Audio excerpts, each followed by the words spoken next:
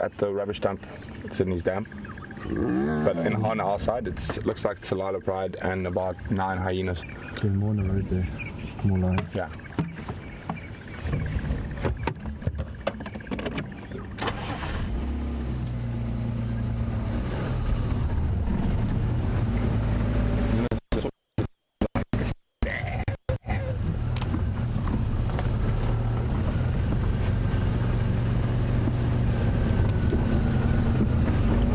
Go get it.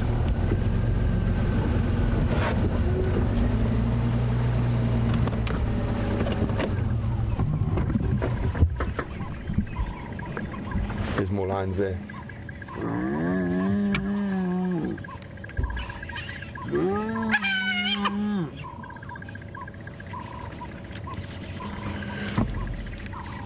Morning, guys. What a great way to get back on the vehicle. We've got like 12 hyenas around us and they're busy harassing the Tsalala Pride. I can actually see more lions off to the right of me. What an exciting way to start the sunrise safari. My name's Brent Leo Smith. I've got Brian Joubert on camera and we've got James and Andrew on their way here right now. James,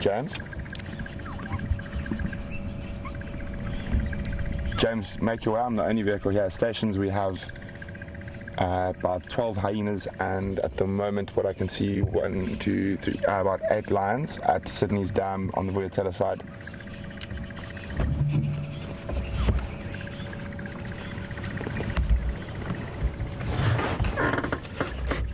Look at this.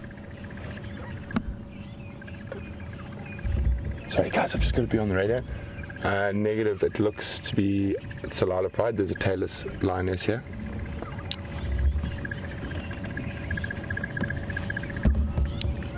Not that I can see at the moment. The hyenas are just harassing them.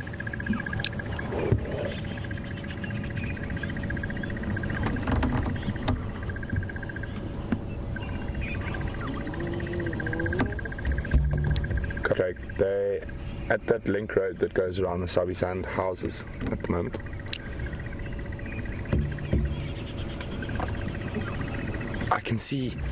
We can see a couple of lions in the road. I think I saw a tailless lioness, so I think this is the Tsalala Pride.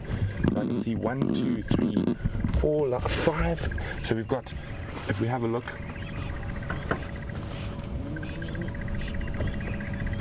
there we go, 1, 2, 3, there's the tailless lioness.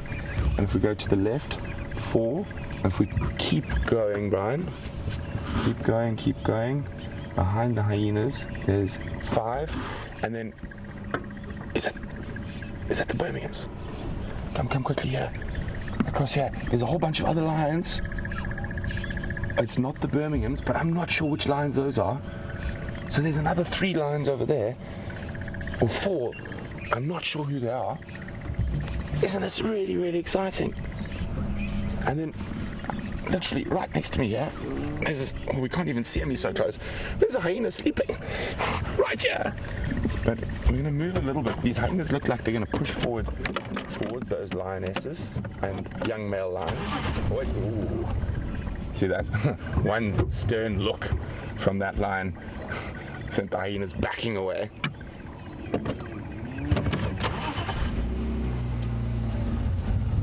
And then if I...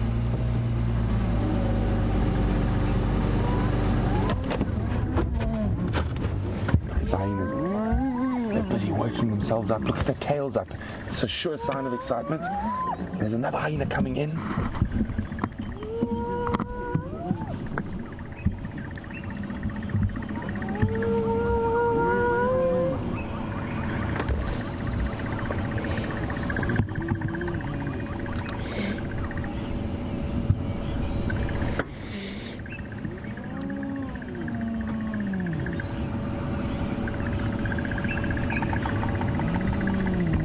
There we go, you can see in the distance someone else has arrived, tails up. The one who was sleeping next to the car is looks like they're gonna go greet. And just judging from their reaction, it means it must be quite a high-ranking individual. But we're gonna move forward towards the lions. And Let's see if these hyenas decide to harass these lions a bit more. It's possible there could be a killer out here. Obviously, I can't see anything yet. The last I heard, they want a buffalo kill.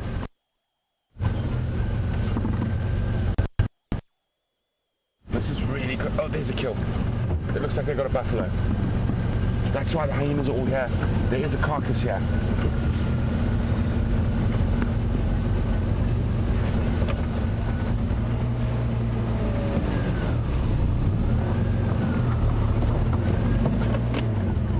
So, this is really fascinating.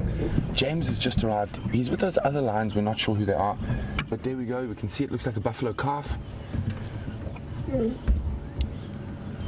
Stations, these animals at the gate have caught another nyari. It looks like a sub-adult.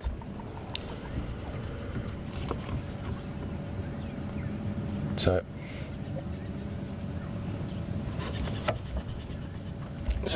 they're heading up towards those lions. We're not sure who they are, but James is with those lions there.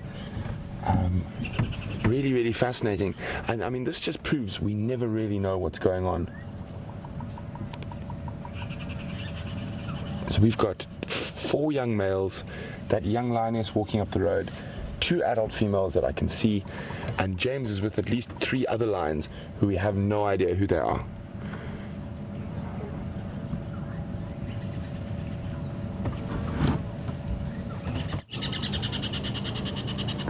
I've never seen this pride.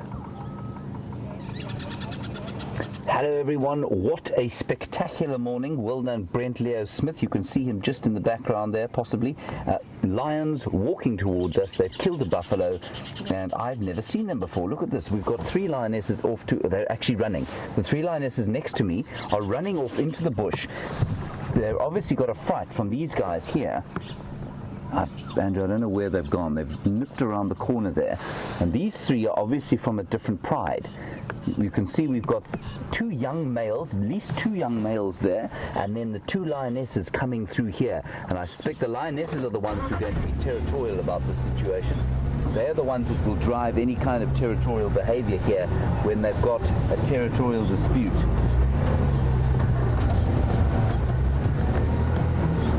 There are 1, 2, 3, 4, 5, 4 lions there. Let's just, I'm going to stop here so that we do get, if they do interact, we'll get them both in the picture. There we go, the one. There's the lioness there, following up on the other 2. She's now starting to jog, moving through the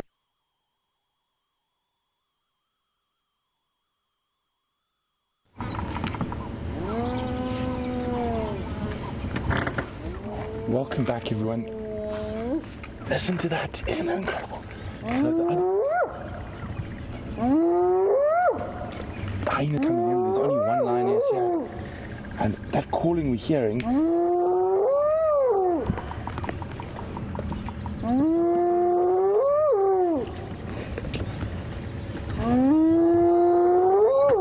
she's trying to get the other hyenas G'd up, worked up.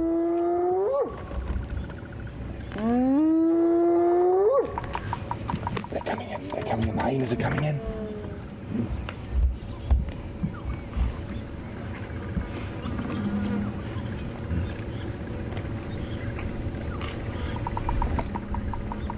Sorry guys, I just got to get hold of Tax, who's just started drive.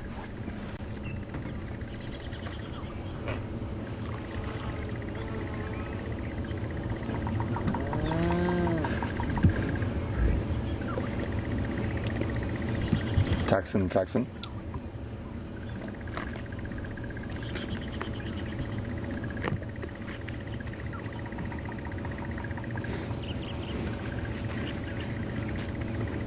Okay, we're gonna cross to James, who's with those other lions, and that are contact calling, but if these hyenas come in closer, we'll be right back here.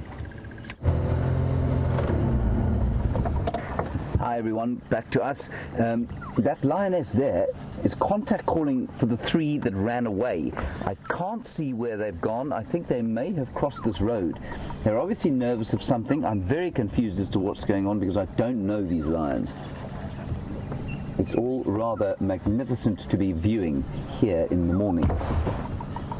I can't actually move the vehicle at the moment because you will lose signal, and that obviously won't be very good. So let's just see what this lioness does.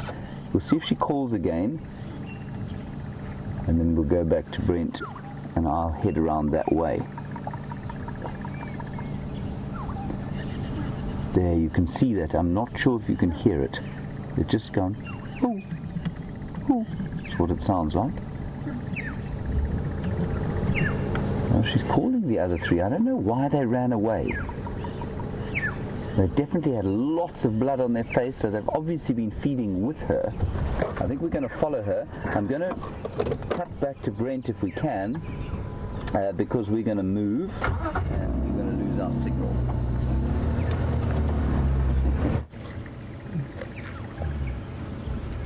You can see the hyenas getting closer and closer.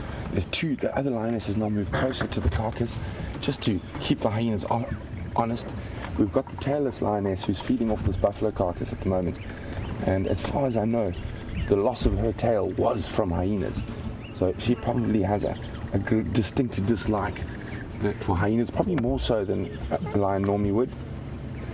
But I'm going to try to count how many hyenas I can see.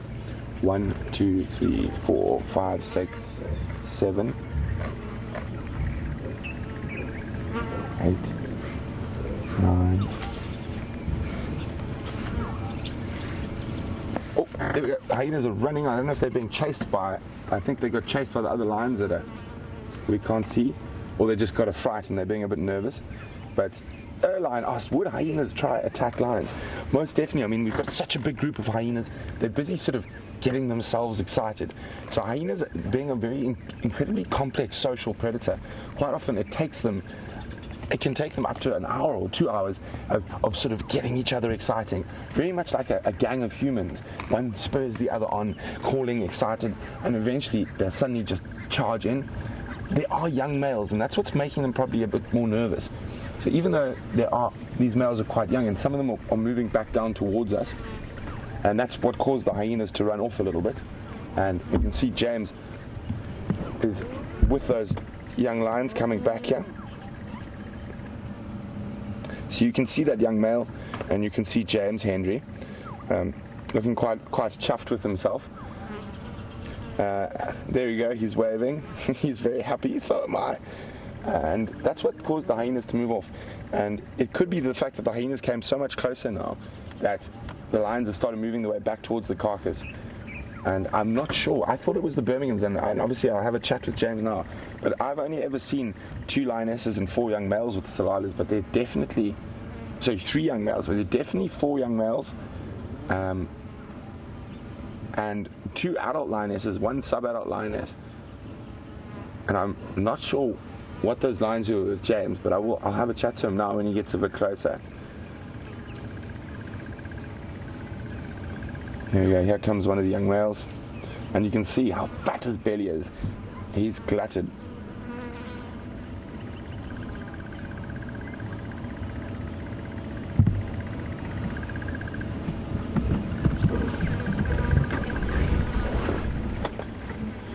So, Andreen and lots of people on Twitter seem to be on the same wavelength with me.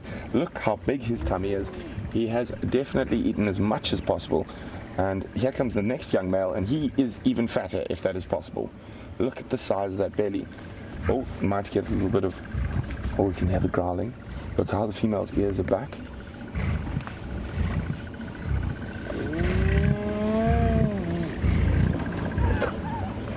Just hear those hyenas lowing in the background.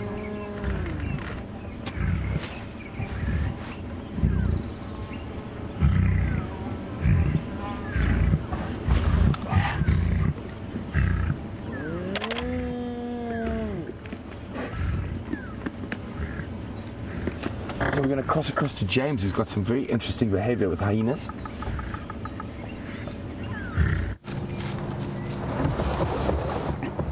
Hi Hi everybody, welcome.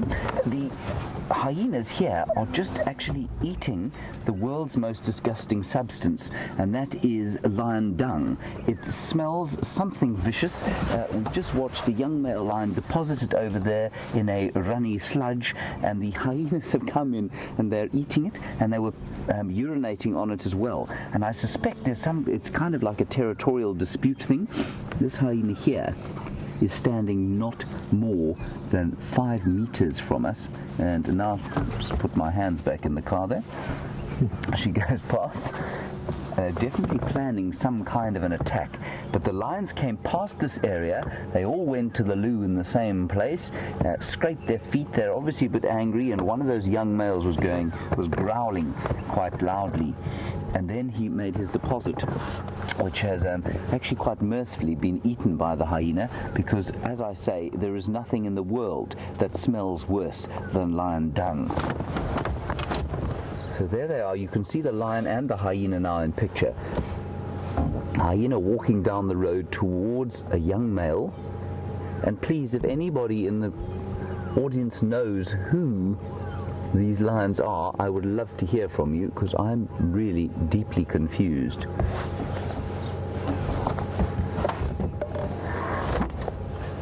Now apparently there is some conjecture that this might be the Salala pride, and that would be very exciting to me. I must say, I haven't seen them or their offspring for a very long time. We used to know them at Londolozi, both Brent and I, and if this is them, that'll be fascinating. The thing to look out for them, of course, is the tailless female.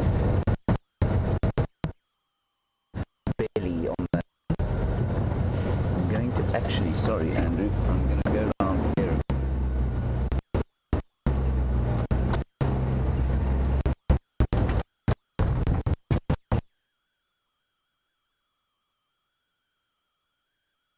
You say that the Salalas are 3 adult lionesses, 7 adult males, and 1. Well done. Welcome back, guys. These lions have chosen possibly one of the worst signal areas for us, but between the 2 vehicles you'll be able to stay with us. And isn't this incredible? You can see James moving around with the hyenas in the background, and there he is.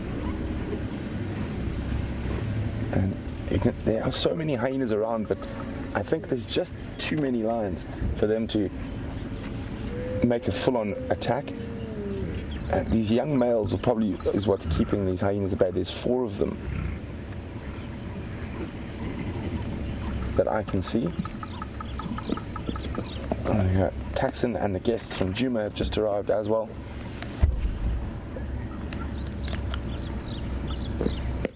And I mean, if we look to just behind the carcass, so the hyena is using the bush as a little bit of a safety net, so much closer than the other hyenas. You can just see the spots through there when it moves. It should move. There we go. There's the hyena. And speaking of hyenas, we're going to cross to James, who can show you a good shot of them.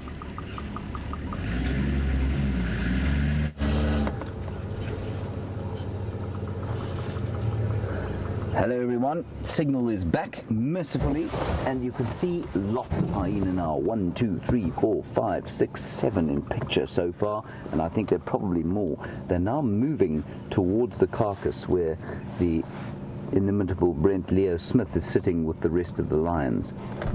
And I'm sure they're planning something, but what is interesting here is that there are probably not enough of them to chase these lions off. You normally need a ratio of about 3 hyenas to 1 lioness for the balance to be tipped in the hyena's favor, and with young males like this, you're probably looking at 4 hyenas per lion if they're going to mount a successful attack. And so they'll hang around here. We've probably got 6 lions here, at least 6 or 7 lions, and about the same, well, maybe up to 10 hyenas. I think I keep spotting new ones dotted about in the bush. And so I think you'll find that the hyenas are probably just a little bit under-resourced in terms of foot soldiers today. But let's see what happens. These lions will be less and less inclined to defend the kill the fatter that they become. And you can certainly see that they are breathing very heavily, and that's because they have gorged themselves on buffalo flesh during the night. Hugely exciting. I'm so glad to have seen some lions. It's been a long time since I've had a decent lion sighting on Djuma. And especially to have them interacting like this with the hyena. I'm sorry, Jenny, to make you gag with my description of what the hyenas were eating, but I have to tell you, when I witnessed that, I was almost sick myself. The hyenas clearly do not have the same sense of taste that you and I do. They're obviously, yes, well, like I say, lion dung is not something you want to have smelling around your home. 1, 2, 3, I can still, Andrea, are we on to more than 7? 6, 7, 3, 4, 5, 6, 7, 8. There are at least 8 hyenas here now. But you can see they're all lying down, and I think what they do is they do sort of rile each other up. They start to kind of call, you may be able to pick them up every so often going paww, and sort of like a growl and a contact call at the same time. And what that does is they rile each other up a bit, and then they might mount an attack, but I think there are just too many lions here. And this is probably the clan that we see. Oh, there's another one there, way in the distance. Can you see it there, Andrew? Mm-hmm. Across to the water, so that's 9. And the noise of them calling will definitely attract others, but I'm not convinced that this clan that we see around here is very big. I think they're quite a small clan, and the calling might in fact attract hyenas from another clan, and then not only will we have a lion and hyena fight, we'll also have an inter-clan fight between the hyenas. They're very territorial, and they won't tolerate other clans in the area. They'll definitely have a fight.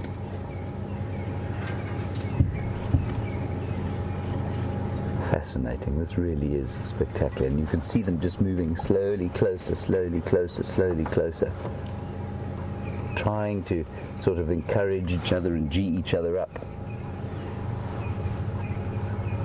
Okay, let's go and have a look at the hyenas coming towards the carcass with Brent, and I'll reposition slightly. Marvelous sighting. Welcome back, everyone. Isn't this absolutely fantastic? Such interesting behavior. And James was saying, if there's another clan of hyenas close by and they hear this vocalization, there's a very good chance of a clan war. However, I think where these hyenas are now is right in the center, or part of the center of their territory. The den is probably less than 800 meters from here, and you probably find that's why we've got such a strong response. I know James counted 9 hyenas. I counted 12 a little bit earlier, so there are a few hyenas around, and generally with hyenas you would, where are they off to? Are they deciding it's not worth it, or they're going to call some more reinforcements?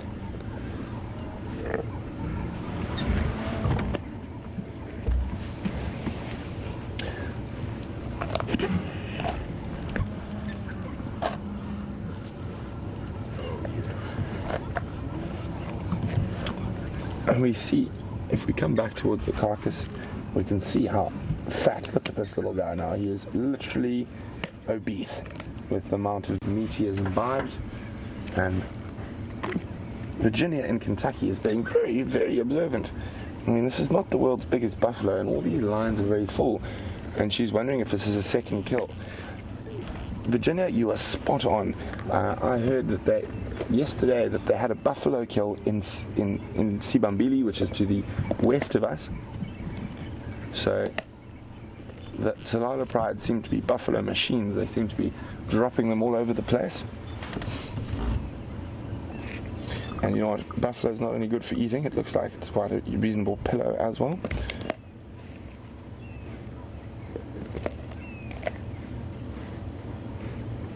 I mean, the lions are going to be very, very happy. There's water very close by, so they won't have to move too far for a drink, and it's probably going to stay around this area for today at least. But one of the things about hyenas is that they're so patient. So not even, there we go, not even 30 meters from those lions, there's a nice big female hyena who's being very patient, and they have quite a few hyenas. And this is where hyenas are such successful predators. They are so patient. They might not get in now, but they might get in once the lions decide to abandon this carcass, or if the lions go for a drink at the wrong time. Oh, someone else is coming to join. Looks like a young female. There she is. You can hear that other female growling.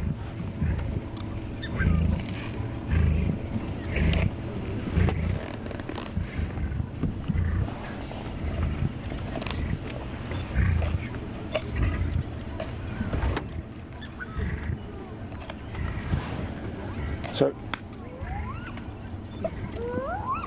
oh, you can hear the hyenas in the distance.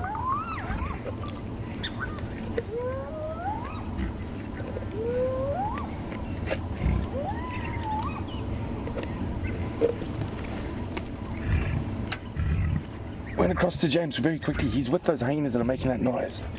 Tara, have you got a picture? Very nice hyena here. I can try and reposition if you don't have a picture.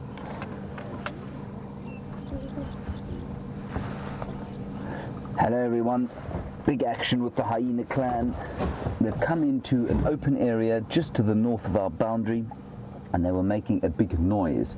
They seem to have come across in sub-adult, and they gave a sort of greeting, which in this case is a lot of genital licking, which, especially given what they've just eaten, is particularly distasteful. But they are definitely regrouping. They're trying to G each other up, and they're looking nervously around the place. And I wonder if there isn't a hyena from a different clan here somewhere. They were making some loud calling noises, whooping, yelling at each other, and I don't know why they're doing that. Now, I'm not going to move the vehicle because we're losing signal here, so we just watch what unfolds at the moment. You can see that one there looking towards the water.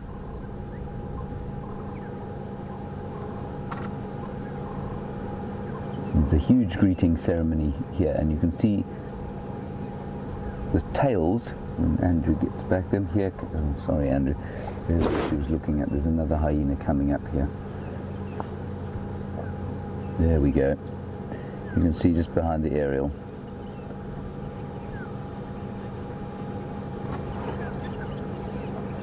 There we go. Now, an interesting question from Anna Marie about the clans, and it dovetails very neatly into our discussion of the clans and, you know, why there are perhaps not more hyenas here.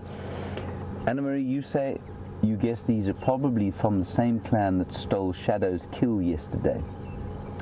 I would say that where Shadow killed yesterday, and you had that incredible sighting with Peter of two or three hyenas stealing a freshly killed impala. Anna-Marie, I'd say that they're right on the territorial border there between the two clans. I know that they've had sightings of up to 16 or 17 hyenas just to the west of there, so just west in Arethusa and into Elephant Plains, and I wonder if they aren't from a different clan of hyenas. It's possible that they're from the same one, but I think that our clan boundary is pretty much around about the Arethusa airstrip, so I think possible from this clan, but possibly from a different clan. I don't know what's going on here. There's definitely seems to be some discipline issues. There'll be an element of play here, but that youngster is running away from the adult. Well spotted, Andrew. Here they come again. Gee whiz. Look at that. That's wonderful to see. Beautiful to see. Here come a whole lot more. There are a whole lot more coming up here. So we've got 1, 2, 3, 4, 5, 6, 7, 8, 9, 10 in this area. We left 2 back there, and I think Brent said that he had seen 12. So perhaps that's all that we have here. 2 of them are definitely sub-adults, and so I don't think that there are enough of them to chase off those lions.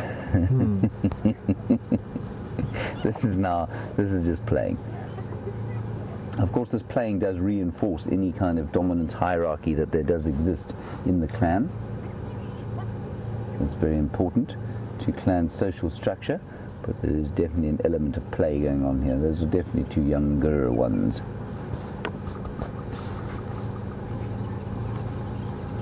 Now, they're definitely nervous about something coming out of the north.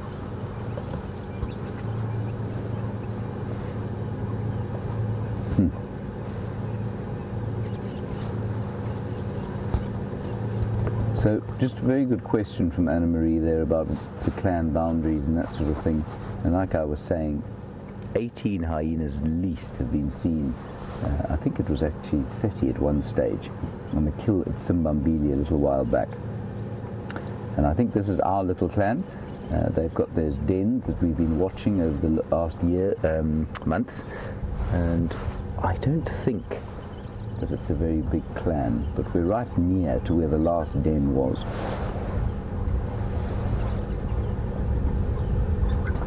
Right, well, I think we'll probably try and reposition here. Like I say, our signal isn't fantastic.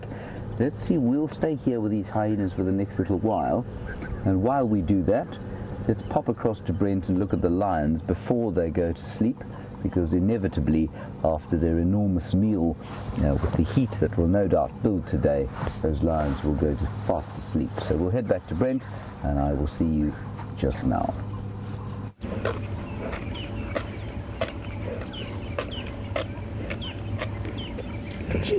We've got that tailless lioness feeding on the remnants of this buffalo calf.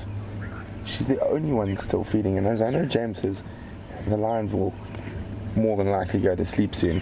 Well, you can see that heavy belly behind her is one sleeping lion, and we have that young male using a piece of the carcass as a pillow, and to the left the rest of the lions are sleeping and spread across towards the road.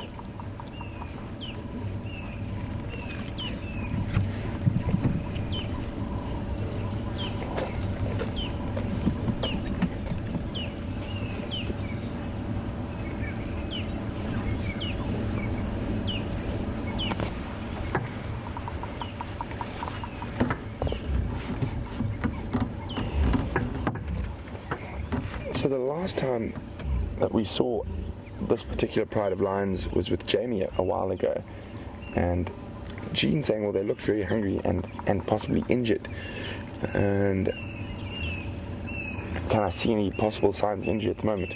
Jean, I can't, but one must remember lions have an incredible knack of recovering from what we would consider a very bad injury very quickly, and they have the constitution of a brick, I have to be honest, and what injuries, muscles, etc., they heal very quickly in these animals. So I can't see any visible signs of injury at the moment, but you can see they're definitely not hungry anymore.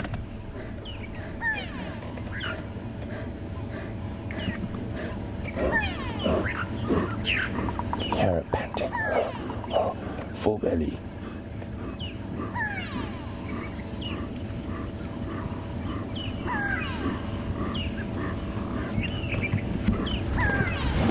So as we can see there's a horn in front of that lioness's face, and Rena actually having a discussion on whether a lion would eat the horns of this buffalo, and they would not. So basically what the horn is keratin. It's same as your fingernails or your hair, and they're unable to digest it. It would also be quite difficult for them to chew through, obviously very, very hard, even in a young buffalo like this. So no, they wouldn't eat the horns. I mean, occasionally with leopard and lion, when you see them with smaller prey, they occasionally will swallow the horns, but it'll pass straight through and it's undigested. So there's no mammals who are able to digest keratin.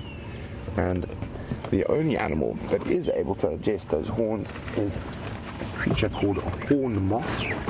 And a horn moth is a type of fish moth that I'm sure lots of you at home battle with to keep out from making holes in your clothes. So the same species of moth that can make holes in your clothes can also eat the horns of a buffalo. So it's a species of fish moth called a horn moth, and quite often there's no difference between the ones that eat your clothes and the ones that eat horns. So they have a very specially adapted digestive system that enables them to break up keratin.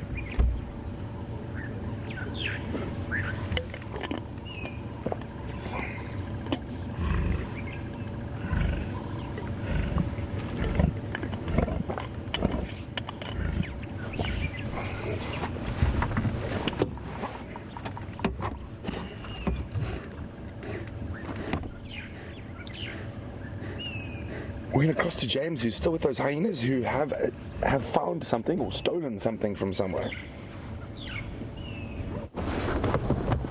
Hello everyone, there's got something there that they're playing with. I'm not entirely sure what it is. Perhaps, I think it looks a bit ropey to be part of the buffalo carcass that Brent is sitting with. But they are playing around with a piece of skin of some sort and obviously tussling. And they're getting a bit bored, I think. That's what's going on here. You can see the dust. And that's a youngster that found something to play with. I don't think it's from the buffalo carcass. I suspect you'll find that they haven't actually managed to have any of that buffalo. The other chance, of course, the other possibility is that they killed the buffalo and the noise attracted the lions. Now, what is very important for people to realize is that hyenas are exceptional hunters. They do scavenge if they can, of course, but lions in many areas scavenge even more than hyenas do. And so it's possible, I don't think it's likely, but it's certainly possible that the hyenas killed that buffalo and the lions then stole it from them. And that would, I mean, these hyenas don't look like they've eaten. You can see their faces, unlike the lions, are not covered in blood. So eventually I think these chaps are probably going to get bored and move off. They'll melt into the bush.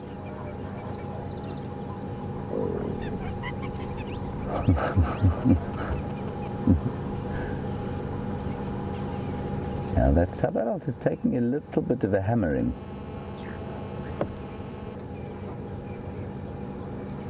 And there's a very, very strict dominance hierarchy in these clans.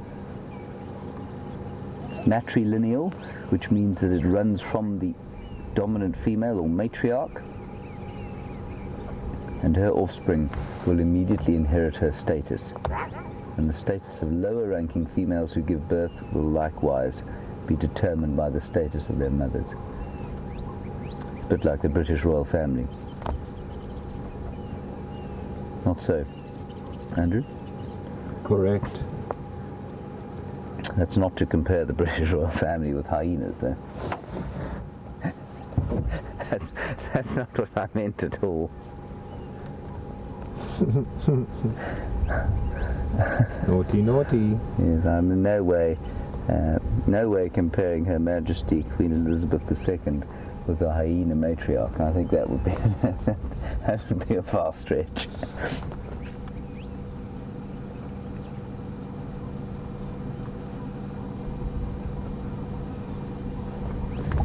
Yes, I think we'll leave that comparison out next time round, Andrew. We have all sorts of people complaining about my anti-royal stance, which I don't have. All right, before I dig myself into an either greater hole, I think let's go straight back to Brent so that I can reconsider my analogies. We'll head back to Brent and see you just now.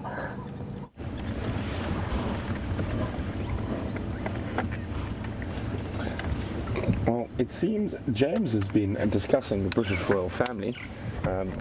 Well, if he's with the British royal family, Brian, what are we with here? We're stumped. We don't have anything to go on from that. But you probably find hyena hyena and lion structures, a little bit more interesting than the royal family, in my opinion.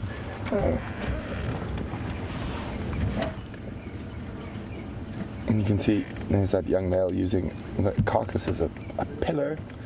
There's very little left of this buffalo carcass at the moment.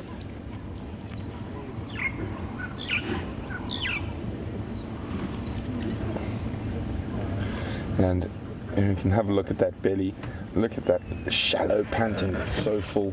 And Donna said that it looks like that lion is said it's a glutton lion and can hardly breathe. Here we can see that tailless lioness, you can see the missing tail, and as far as I know that was from hyenas, so she obviously has quite a distinct dislike of hyenas. And very strangely, her grandmother was a lioness we used to see when I worked in the southern section of the Sabi Sands, who we used to call the tailless female, and she was almost the sort of mother of, or the original Tsalala Pride. When we started seeing the Tsalala Pride originally, when I started, it was one tailless lioness and her two sub-adults, and it has grown into a massive pride since then, so big that they actually had to split. So we've got the Mungen, or the Tsalala breakaways, and then the main Tsalala Pride. And of course, this is not a pride we've actually seen very often before, and they are historically very far north of their home range and where they spent most of their time. And obviously with all this commotion with the Birminghams coming in going on, it's displaced lions from all over the place. So the Matimba males were pushed way down south into what is the Tsalala territory. So with them going all the way there, it's pushed these lions to the north, and they're sort of in no man's land at the moment between different groups of male lions. The Salati males, Manuleti, and to the north of us here. I just heard over the radio that they are, you can't help it, it's mine. I'm too fat to eat, but you can't take it away. I'm just going to lie on it. Sorry, and I just heard on the radio that there's 2 Birmingham males to the east of us. And also another pride of lions has been found to the north of us called the Talamati Pride. They've killed 2 buffalo. And the Nkuhumas were seen yesterday, but they headed east. Actually, I'll just ask Taxon, who's here. Did you see the Nkuhumas yesterday? Yes. All of them? Kaimans all together? 5 of them. 5. So was the young Madonna there? No. Okay, so very interesting. So Taxon saw the Nkuhumas yesterday, but minus Junior. So he saw the 5 lionesses and no Junior. I wonder if Junior has been chased off or was just lurking somewhere behind. And we know he's a little bit lazy, like most male lions. But I will keep my ear open to see if we get another update on what could be happening there, and if anyone does find the Nkuhumas later on this sunrise safari.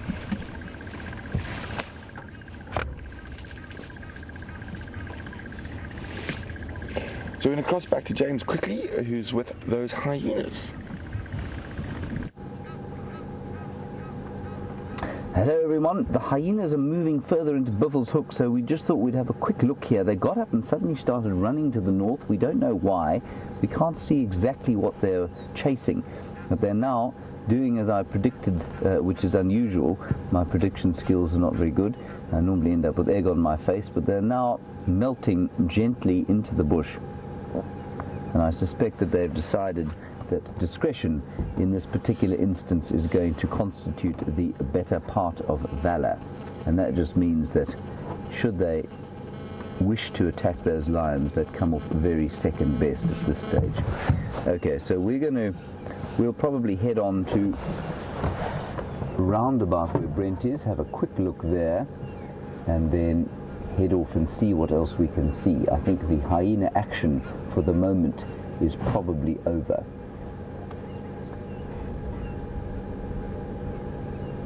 Yeah, they're going into the bush there, you can see. So special to see this level of hyena interaction, I must say. I really find these animals absolutely fascinating, and I'm sad we don't get more time with them. They don't. It's so interesting when they're little and young. They become extremely confiding around the vehicles. They don't worry about the cars at all, and they seem to lose that as they get older. They don't like it when you follow them through the bush. You know, you can make quite a lot of noise behind a lion or a leopard in the bush, and they just carry on going. Same with wild dogs, but the hyenas, not so much. Oh, here we go. They seem to be coming. Something has definitely got them very excited. It's probably just the prospect of a good breakfast.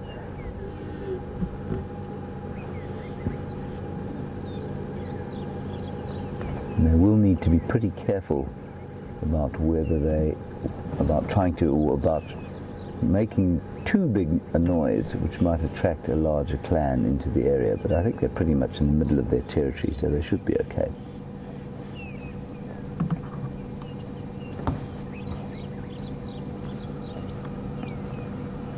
So they're probably, from this vehicle now, I'd say they're probably about 150 meters or so to the north of us. And that in feet is about 330 plus 100, so say 500 feet. And getting that, you know, they don't want to be out in the open too much, so they'll probably head into the bush.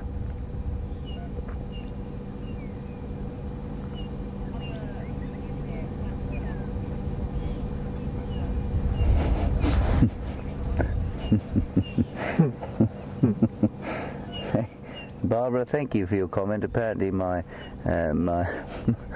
my passport has been black flagged by the UK Passport Office because of my comparison with well, it was an unintentional comparison of the hyenas with the royal family. Of course, that is all I meant there was that you know, much like the royal family inherits their parents' status, so it is with the hyenas, and it is not like that, of course, with the lions. Hyenas, or the elephants, who also live in a matrilineal society with a matriarch. This seems to be the only one out here where that is the case. I'm not going to talk about that anymore. I've dug myself a deep enough pit as it is.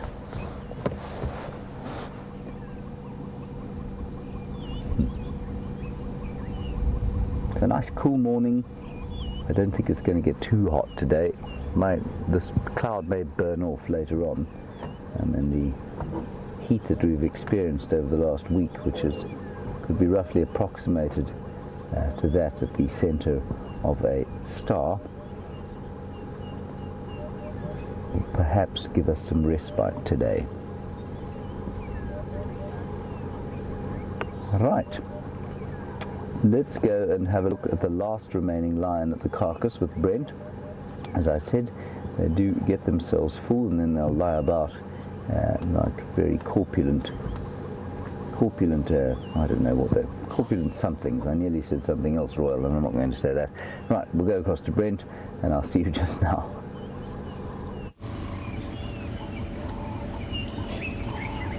Look at that, the gluttonous male is trying to eat, but it almost looks more like he's playing with his food. He's so full. I'm going to eat, I can't. So I'm just going to drag the carcass around. Okay, he's moved it about 3 times now without actually feeding on anything.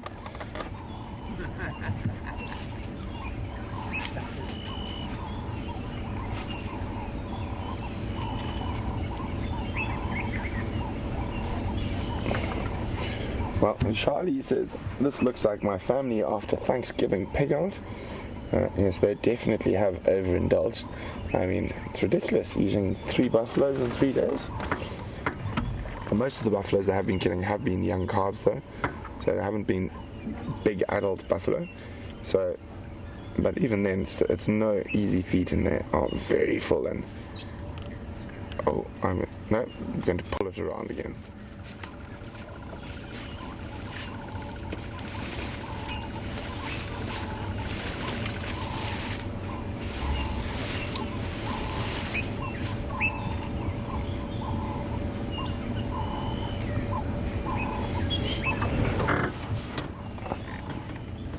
because you see him moving the carcass. Earlier, one of the young lionesses was trying to drag the carcass, and this fat boy just lay on it and refused to let her move it. And Arcadio said that had her in hysterics. So they are such interesting animals. He doesn't really seem to know what to do. He knows he doesn't want to leave it in case someone else comes near it, but he definitely can't physically eat anymore.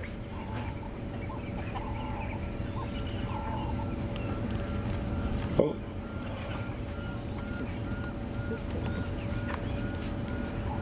Now I'm just going to lie down on another lion.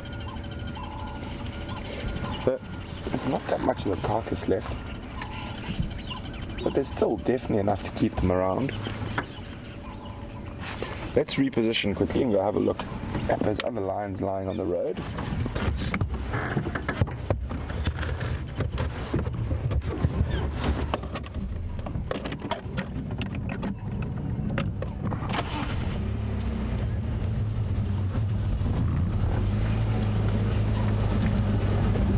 What a great way to start the morning.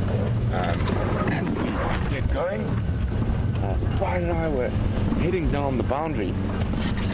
James had said it looked like there were tracks of a herd of buffalo, so we came to have a look. And I even said to Brian, yes, wouldn't it be nice if there were lions behind that herd of buffalo? And just over there we saw the tracks of the buffalo crossing, and I was like, well, there goes the buffalo.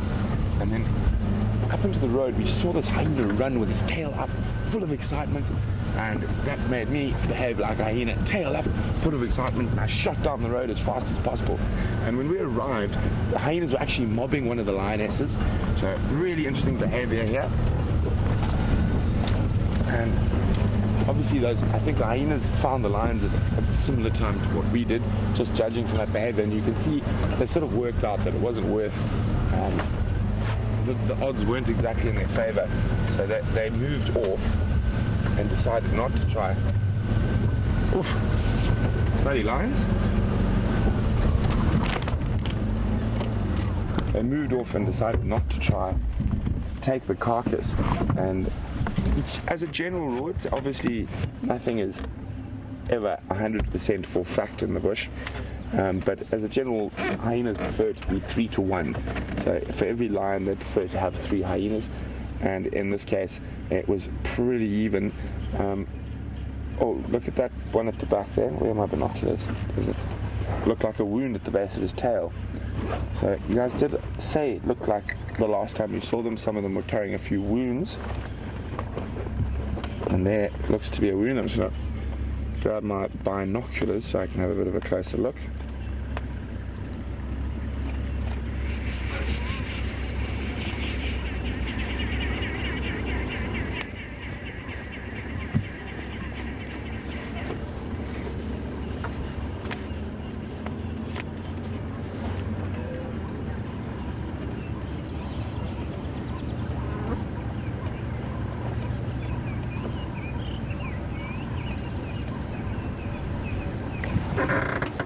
So you can see it looks like a gap, probably from a bite, and from what I've heard, that I wonder who has been chasing him. Was it the Birminghams? Was it the Matimbas?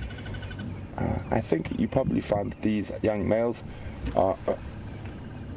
were sired under the Majingalan coalition down to the south of us, and apparently one of these young boys had a large chunk missing out of his flank the last time we saw them. But as I said, I haven't seen that injury yet. We are missing one. There were 4 young males earlier, Brian, and now we've only got 3 here. I'm sure he's fat and flatulent, lying somewhere close by. He might have headed down to the dam behind us for a drink. Oh, what have you spotted? What is this spotted? I think it's the hyenas in the distance that he spotted. You see, these lions are probably going to do very little moving from here. They might move down to the water, have a drink,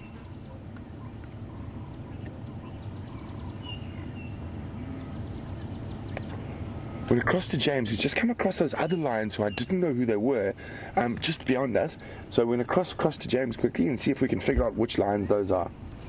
Skittish. I'll do it when we ride. Hi everyone. We're just with 3 lionesses, the 3 that we originally saw here, and they're obviously very scared of the Salala Pride off to our left-hand side, the left-hand side of your picture. And as we drove up, they actually got up and moved. They're very nervous of the vehicle as well, and that is of course, if you've been watching for a while, you know that lions are normally extremely confiding with the vehicles. They hardly react to us at all, and this is very unusual. I don't know what's going on here. She's panting, you can see, so she's obviously been eating, but maybe the 3 of them took the buffalo down and had it scavenged from them by the hyenas and those other lions. But they're definitely very skittish of the other lions. They can't be part of the same pride. I'm going to try and sneak forward and show you the other 2 as well. What I'm going to do is reverse very slowly back and just edge off-road here, because she is nervous. You'll see as soon as I start the car with my fat head out of the way, she immediately does react a little bit. We'll just be a little bit careful. Move there gently to the side.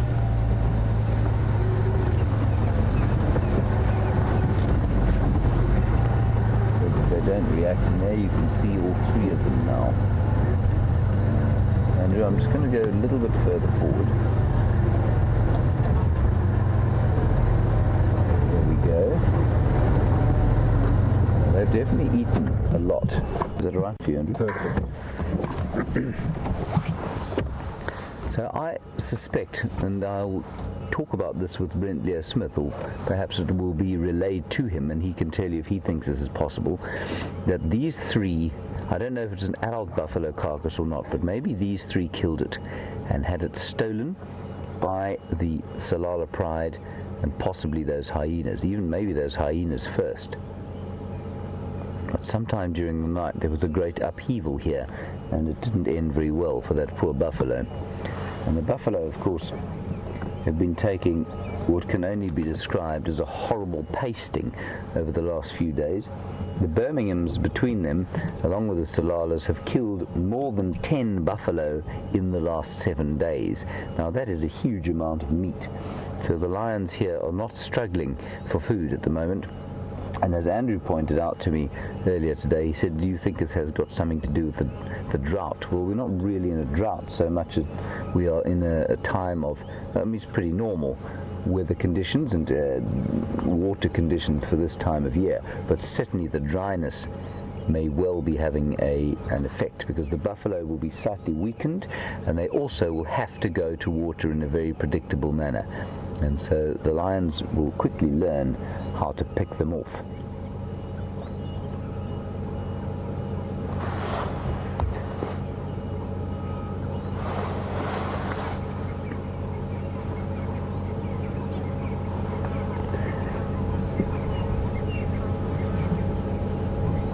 Now an interesting thought from Acadia and Blair and a few others, thank you for that. You say that you reckon that this is the Styx lioness who had the cubs. Now, that is possible. I definitely didn't spend enough time with her to know what her distinctive markings are, but I know they have been around here. The only thing that would make me question that, Acadia and Blair, would be the fact that she seems to be a bit nervous of the vehicles. But that could also simply be a function of the fact that she has had a rough night of being stolen from. Now look how pink her nose is. She's not an old lioness, you know. You can see from her face that she's been smacked about a bit. But yeah, I don't know that pink nose indicates it's much younger than 6.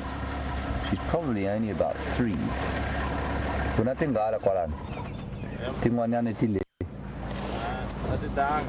Tija. Yeah. Tija Nyar.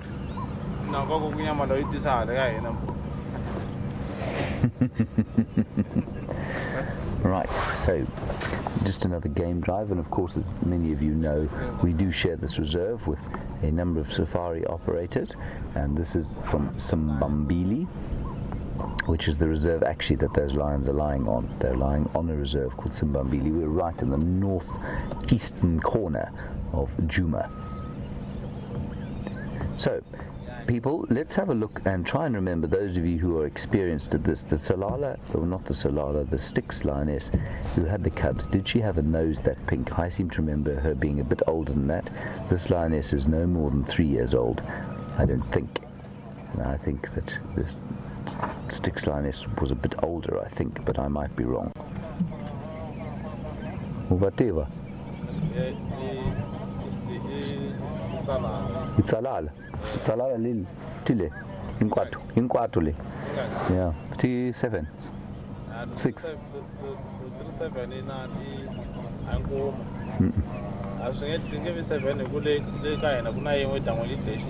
Okay.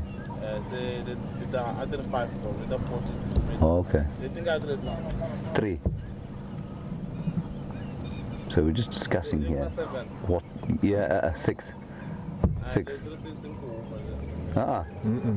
6 6 ya vavanuna, 3 ya vavanuna, 3 ya vavansati.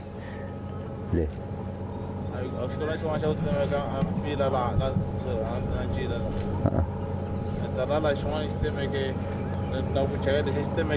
Okay. All right. Andivonanga ya Brentiko. Okay. Okay, so we're just discussing who these lions could possibly be. Guide from some not lions, some elephants screaming off to the south of us, very cross with each other. And they make a sound a bit like that out of the Jurassic Park movies. I don't know if you've seen them, but the sounds that those dinosaurs made are often modelled on some of the screams that elephants make. It's a very primal sound, and they're obviously very upset about something just to the south of us. So there's definitely no consensus from the guide there as to who these chaps are. I think it's all rather fascinating. Is that a sub-adult male, the second one there? Now, that's a good question, Andrew. I don't think so. Oh, because he's quite hairy around the face. But that might be just the fact that he's matted. You know, he's got that matted hair from the blood. But it's possible. So Andrew's just saying, is that not a adult male in the middle? Certainly not an initial looking, but it could be. Let's see if it lifts its head. No, maybe they're not as nervous as I thought they were. It might have been just the fact that we came around the corner and surprised them. But the one at the back is definitely a lioness.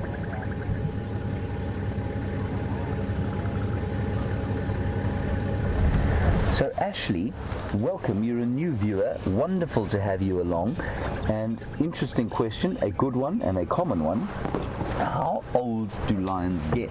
Ashley, lions in this particular area probably don't normally live much more than 10 years old, you know. Life is tough out here for a lion, and they potentially could live up to maybe 15 or 16 in captivity, possibly up to 20, but out here 10 to 12 is about the average, and that's because, you know, as soon as they start to lose condition, they fail to be able to hunt, and the pride is not an egalitarian society. What that means is that they don't kind of look after each other like human beings do, or like elephants do, or wild dogs. If you can't keep up with the pride, or you get sick, or you get injured, the pride will just leave you alone, and that's why they don't often survive. Once they start to lose body condition at about 9 years old, up to 12, then they normally die quite quickly after that. And certainly in this area, I think the record aged lion was about 16. That was a big male, but in a coalition of males, strong coalition of males, and without much competition. So without competition, they'll live a bit longer.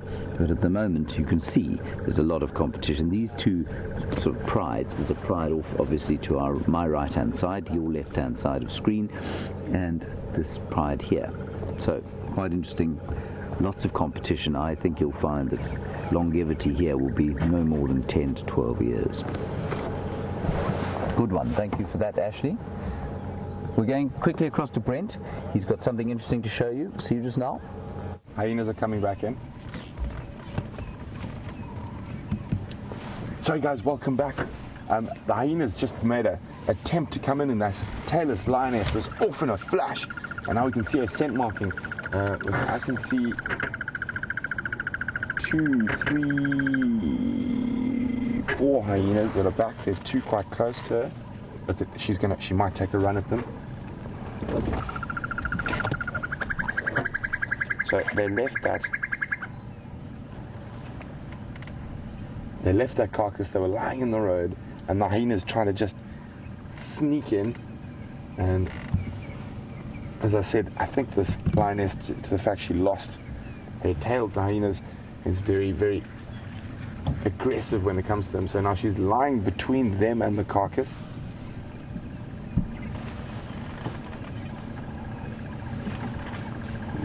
And that young male who had a gash under his tail is also making his back.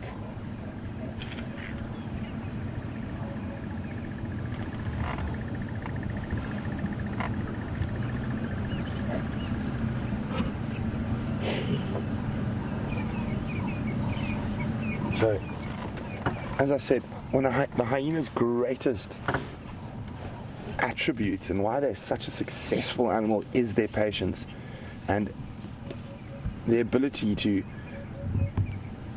exercise that sort of half gap if someone's not paying attention. And hyena's so strong, they would have been able to grab that carcass and probably run off with it quite a distance if the lions hadn't been being vigilant. You can see the young male has now moved the carcass deeper into the trees there. I'm trying to have a look if any more hyenas are coming back. I can see 2, 3, still just 4, but there could be some more where I can't see. How many can you see, Brian?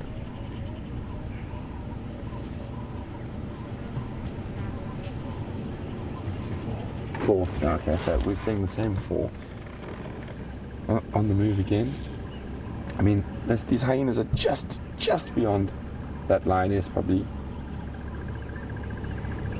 10 meters.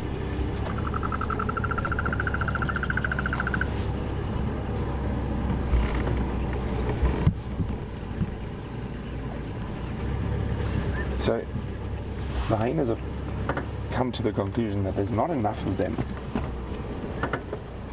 to outright chase off the lions. So they're taking the opportunity to try sneak in and maybe grab that carcass while the lions are flat and flatulent. Oof, it's tired. And you can see, just look at that, see, sneaky Howard. So I'm sure a few of you wonder why I call hyenas Howard. So, oh, well, just give me a second. Sorry, Brian and I are downwind of 5 flatulent lions. Oh, wait, there's something about to happen. That hyena is going to try to sneak around the back, and you might find I'm getting quite close to the carcass. You can see that lioness's ears going flat.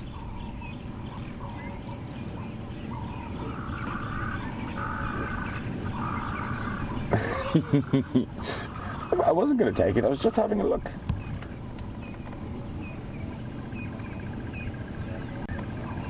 See, now this is where hyenas become quite clever. See, now attention's been drawn to that one. Another 2 come in. There we go. Get out of here, hyena. But see, now there's a gap. There's a gap. Come back out quickly, Brian. The other hyenas are going to try. See, that's how they are. They work as a team. So now the other lionesses are up, and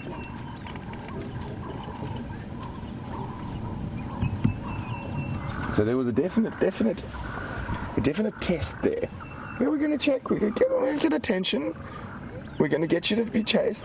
Chase the one hyena, and then the other 2 we're going to just try sneak in. Come back and help. to the left. Now the young southern lioness, there we go. She just walked towards that hyena, and now she's scent marking again, trying to display her dominance. But see, this hyena realizes it's a young lioness, and even still just wanders back in. And what the hyenas are doing here, they're testing the boundaries and seeing how vigilant the lions are, and seeing if they get that sort of tiny chance to just get in there and grab the carcass and run off with it. Because lions this fat are not going to be able to run and chase them for that far. They're only going to do that sort of initial 40-50 meters. And hyenas, if they can get that carcass and run 100-200 meters, the lions are going to struggle to keep up with them over a long distance, and they can carry that carcass.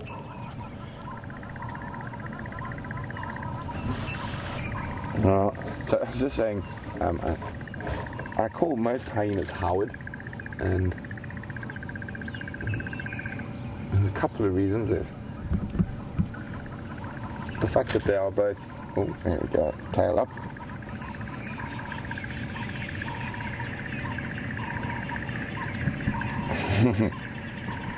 The standoff.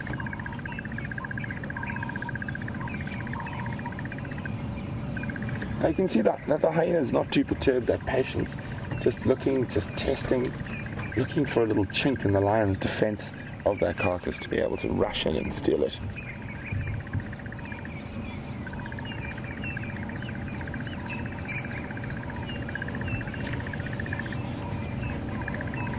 You can see the lions have now repositioned. There's two at the carcass and one between the only visible hyena at the moment from the carcass.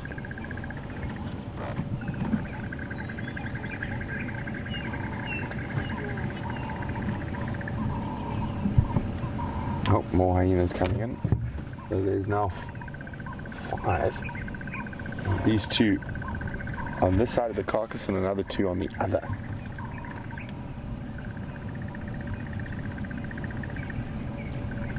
And I think we might get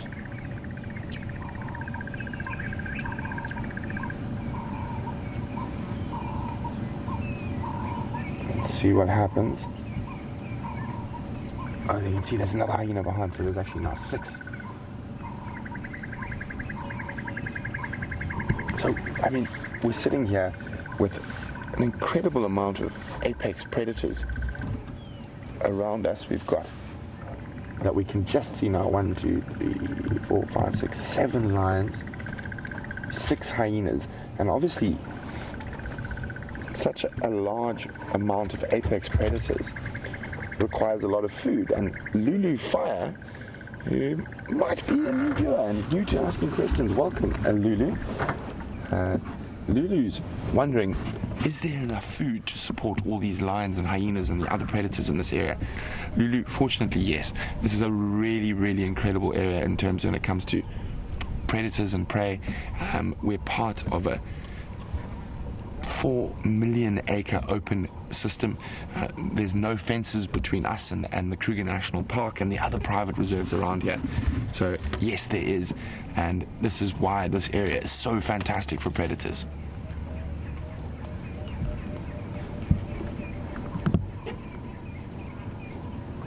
Hyenas circling at a distance though, after that tailless lioness gave a good account of herself chasing that one interloper.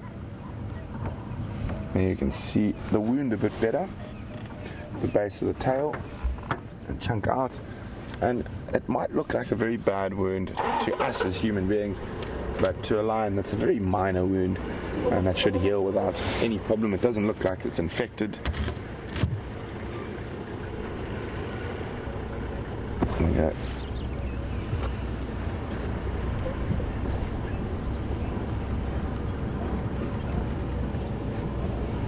Hyenas all around.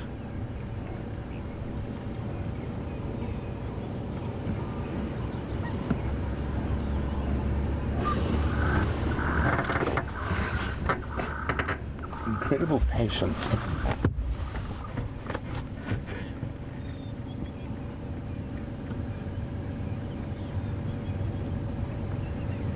So there's about 6 hyenas now around these 7 lions, and then there are those other 3 lions that are lying up not too far, the ones that James was about 30 meters from us.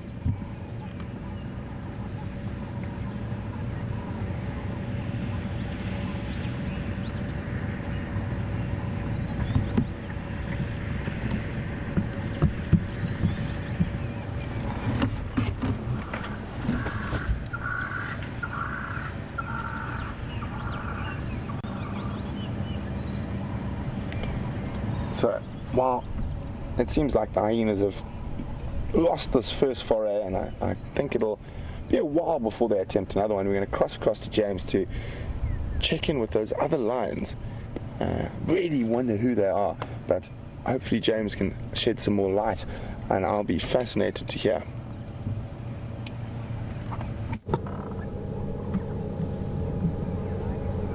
Hi everybody, so I've come back to the 3 lionesses after we went off to see what was going on with the hyenas as they came up towards what we now are pretty sure is the Salala Pride with Brent. Now who these 3 are is a matter of some conjecture, and the Simbambili ranger who's just left has reckoned that these are possibly the 3 members of the Nkahuma Pride. I'm not sure that he is correct. And then Acadia, your guess that they might be the 3 Shimungwes, which are a small pride of 3 sub-adult lionesses. I'm inclined to go with that one, Acadia. I think that perhaps that's who these are. I don't know them, I haven't seen them before, so it's possible that these are them. I don't think these are Nkahumas. I might be wrong. I've looked at them all. They've all got pink noses, so they are all quite young.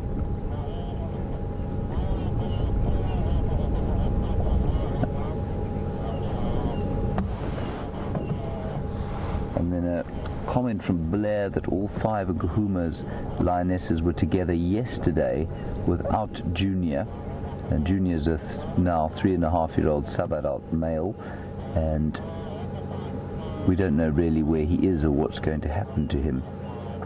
So Blair, I think given that, and given that these are all pink-nosed lionesses, young ones and a bit nervous, I am going to suggest that these are the Shimungwes, and that they made the kill last night, that they were chased off by the Salala Pride and the hyenas, possibly by the hyenas first, and then the Salala Pride. And because you can see that they have eaten a huge amount. They're all panting and very fat, and it was quite, I mean, I don't know if that buffalo was a sub-adult or not. I think probably it was, and these 3 managed to take it out. Interesting times for the lions.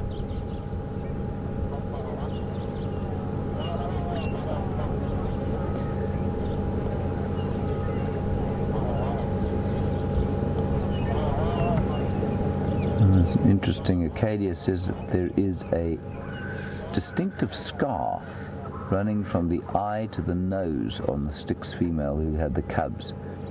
I have looked at all of these lions and I don't think that scar exists. Their muzzles are covered in flies at the moment, of course, and that's because their muzzles are covered in blood and gore from the kill, which makes an excellent breakfast if you happen to be a carrion-eating fly. Delicious.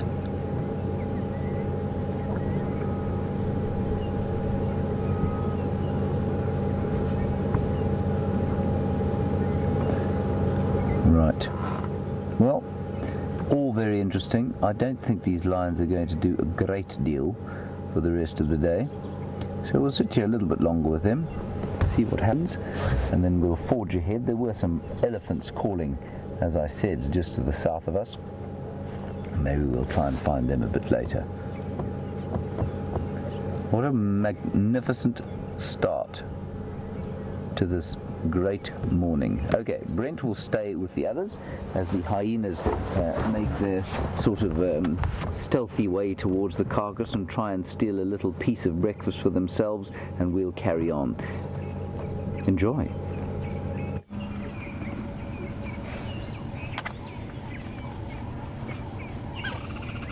And so we can see the lions are still very flat. The hyenas have moved off slightly at the moment. They are just around. There we go. You might just pick up the movement of an ear or whatnot. And the hyenas just keep testing slightly. Don't think they're going to make too much of an effort now.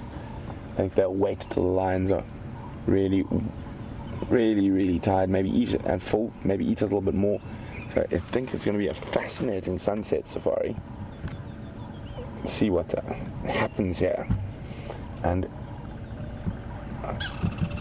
sort of high-fiving myself and high-fiving Brian at the moment, because this area where they've managed to catch this buffalo is somewhat of a Bermuda Triangle for us, and it's right at the corner of Djuma, and quite often we have the tracks of everything just crossing this tiny corner, and we're like, oh, lion track, oh, lion's gone, oh, leopard, oh, it's gone. So for once we're very, very happy, because the Bermuda Triangle, we've found the sunken ship or the missing aeroplane eventually.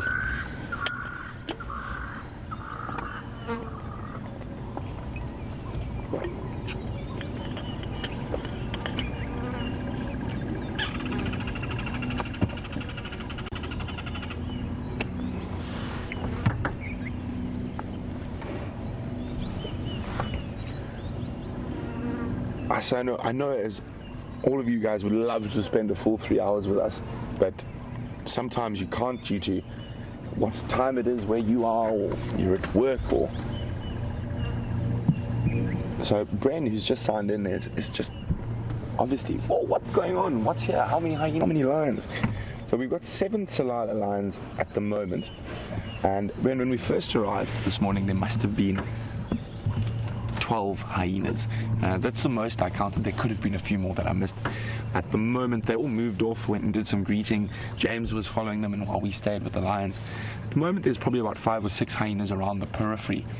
And as I was saying earlier, normally hyenas sort of, it's always never an exact science, but on average, we're like a 3-on-1 combination. So for every lion that's present, and that's young male lions and female lions. If there was an adult male here, these hyenas would be far away. They have a very, very healthy and respect for big male lions, and big male lions have a very strong distaste for hyenas.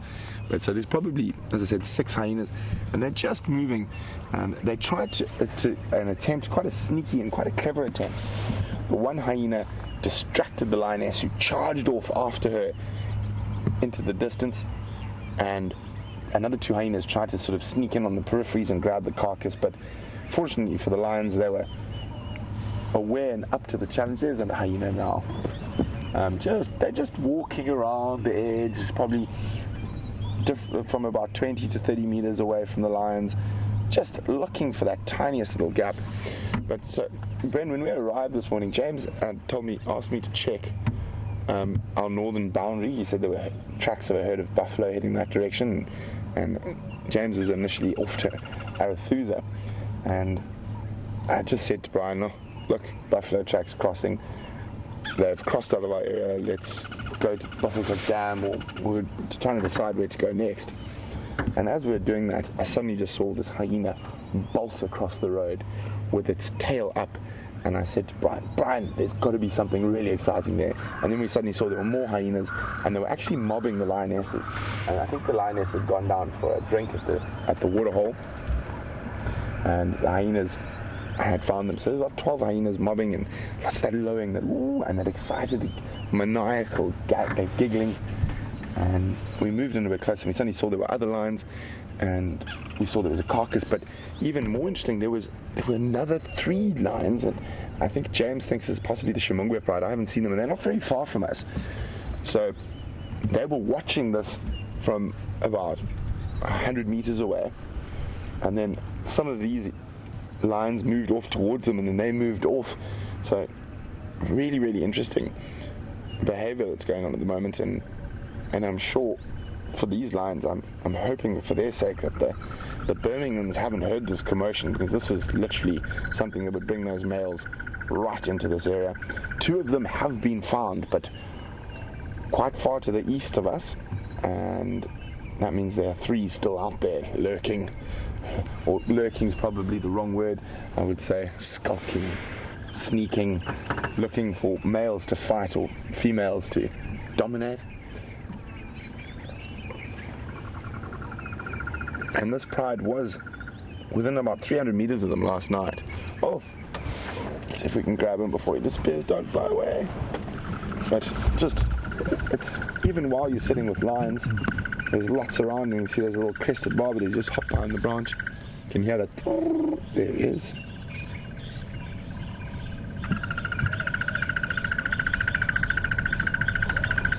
Calling with the joy of morning.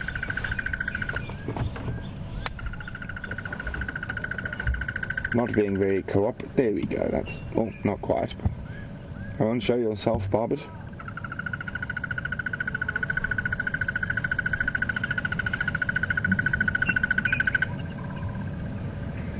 So back to that update. So in total, there's 10 lions within 100 meters of us, but 7 that are probably Salala, and 3 maybe Shimungwes, but we're not 100% sure.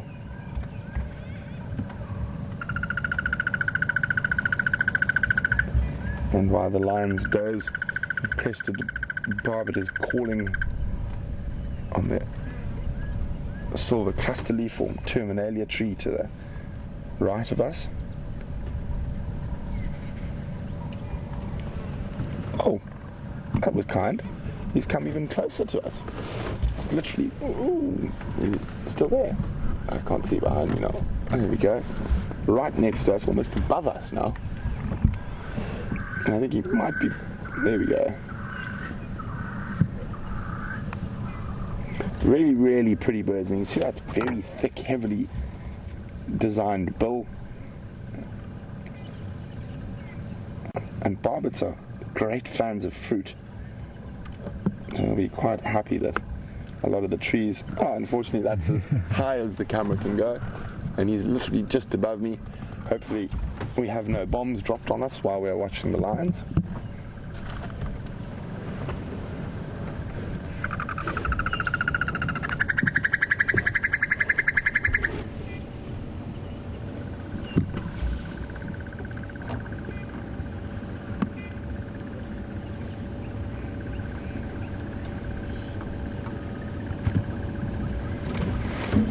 So we've been watching this incredible lion and hyena interaction, and Heidi from North Carolina is saying some of those hyenas look very, very young, and she's wondering, would they score points with the rest of the clan if they were able to steal the carcass?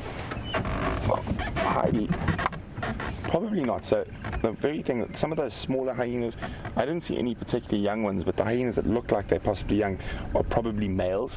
So males are much, much smaller than the females. And when it comes to hyenas, obviously males will migrate from their natal clan to go mate with another clan. But hyena social hierarchy is very, very set in stone. So basically you are born into your rank. So it's very aristocratic and upper class.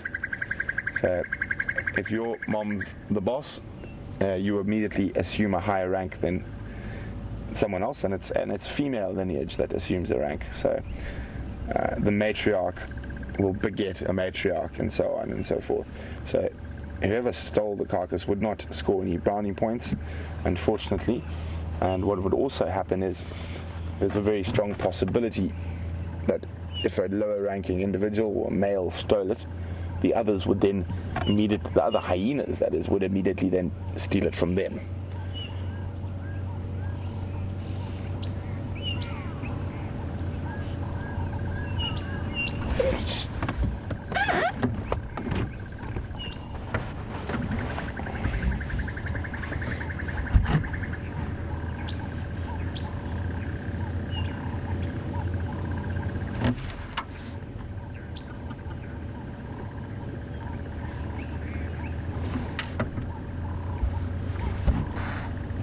So of course it's really interesting the fact that there's those other lions lying quite close to us. So we're with the Salala 7, we'll call them the Salala 7 for now, but I think there is a young male around, so it should be the Salala 8. There should be 4 young males as far as I know with this pride. They have been split and chased, but JT from Pennsylvania is saying, but why would not this pride accept those other lionesses into their pride? Surely it would make more sense because they are better numbers, be better for hunting and for defending their territory against other prides. Well, you sort of focused it a little bit on there, JT, like defending their territory against other prides. So basically, lions defend their genetic line is probably the best thing, and obviously they want their genetics to carry on and go forth and dominate. That's why those other 3 lions are not from the same pride. They have a different genetic line, so the lionesses and stuff would not want those genes to be successful. They want their genes to be successful. Obviously we're using quite broad strokes here, wants and whatnot, and a lot of that stuff is instinctive, and the lions obviously have no thought process behind wanting.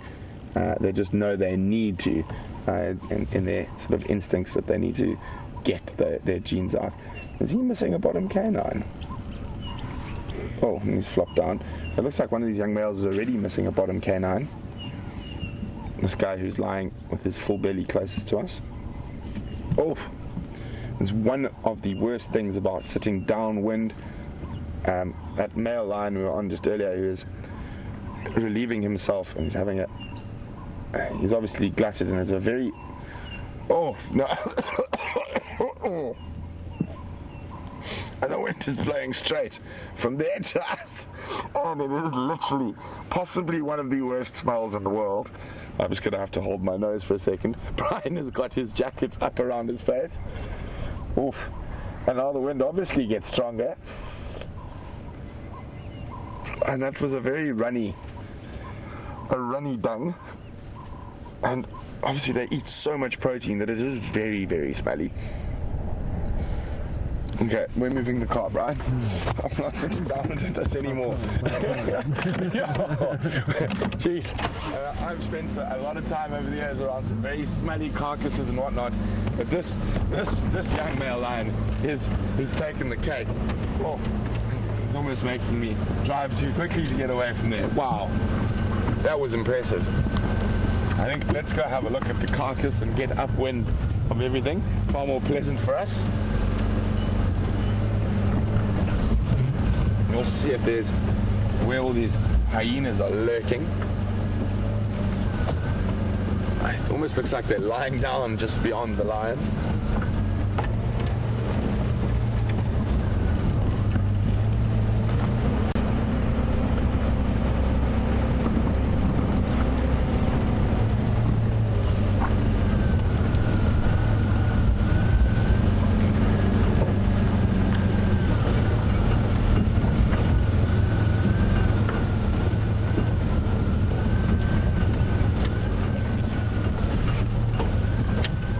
Quite a lot of interesting predator interaction. And you can see the hyenas are just lying there, or one stood up now, watching the lions.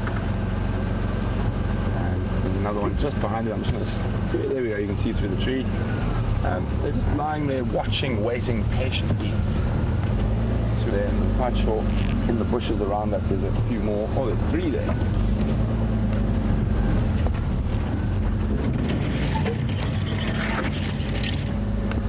That's that hyena's skill. That patience is what makes them such successful predators. And yeah, this is where it looks like the kill, the final takedown took place. You can see the stomach contents out there. The tail is there, and then there we go. That's the tail.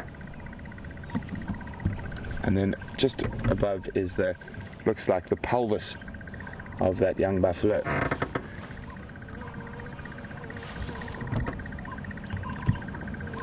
So, as I said, we've been chatting quite a lot about the different predators, how many hyenas would feel comfortable challenging this many lions, etc. And Anne from the sunny coastal city of Durban in South Africa is wondering, he said, well, what if wild dogs came? What would be the wild dog to lion ratio for the wild dogs to successfully scavenge? Even though wild dogs are not well known as scavengers. Well, and wild dogs would probably smell these lions and stay very, very far away from them. Lions are one of the biggest threats to wild dogs. They kill a lot of wild dogs, and wild dogs would not even try to scavenge from this many lions. They would probably try avoid at all costs. And on the fact that wild dogs don't scavenge, it's very, very seldom they scavenge. I, in my many years in the bush, have only ever seen wild dogs scavenge once, and it was from hyena, believe it or not, which is a bit of a reverse, because a lot of areas of Africa where there's a lot of wild dogs, hyenas actively follow the wild dog packs while they're hunting. They just sort of hang around because they know the dogs are going to catch something and they're going to get a free meal or scraps of a free meal. But I saw the hyenas were on a baby elephant carcass, and it was a big pack of wild dogs. With the puppies that were with them, they had about 15 puppies who were about 4 or 5 months old at that time, and there were over 30 dogs in total in this pack. And they went and they chased and they stole the dead baby elephant from the hyena. And also it said that wild dogs generally don't eat any rotting meat, but as I said, on that occasion, it's the only time I've seen it that they ate very rotting baby elephant. Sorry guys, I'm just going to be on that game drive radio for a second. Go ahead, F.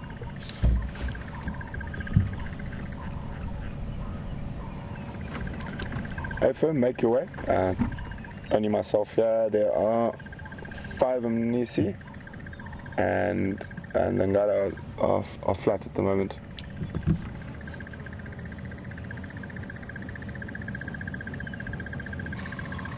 Oh, so Ephraim's on his way in here. He said he can see more hyenas where he's coming from, so they are still around. But I think at the moment it's been called a. Oh, the lions are definitely winning, but it's a bit of a stalemate, and the hyenas don't look like they're going to push any further. I'm just going to roll back slightly so we can have a look at the hyenas.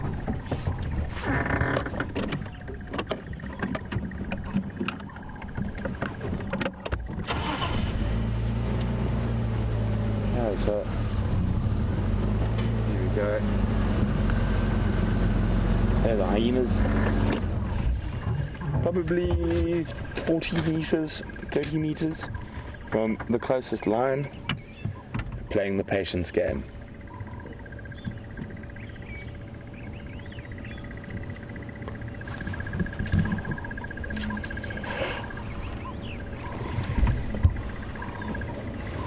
But obviously this is quite a new pride for us, and I really like this pride. It's a pride I spent an incredible amount of time with when I worked in the Sabi Sands 7-8 years, oh, longer than that, 8-9 years ago, and incredible hunters. And Kathy, who's from Memphis, Tennessee, the home of some good music as far as I know, is wondering how old do I think these sub-adults are. I would guess they're probably just under 2 years old, judging from their size. They're not really bigger than the mothers yet, so probably under 2 years old. And you can see that very scraggly little man. So, I mean, if we had to compare them to humans in human years, they sort of just started puberty, so still a bit awkward and not sure of themselves.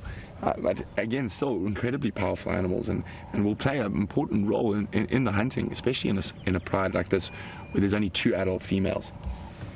There could be more adult females. I'm not 100% sure about the whole Tsalala pride makeup. And as I said, we've only started seeing them in the last 2 weeks.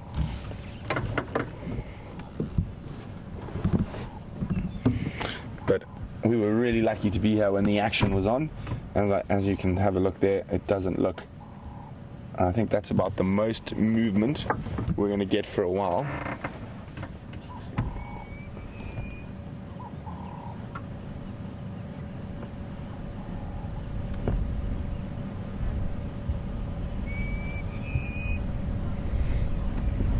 So we got these lionesses here, and Ashley, thanks for another question, Ashley, is wondering, well, I thought lions only had 1 male in the pride.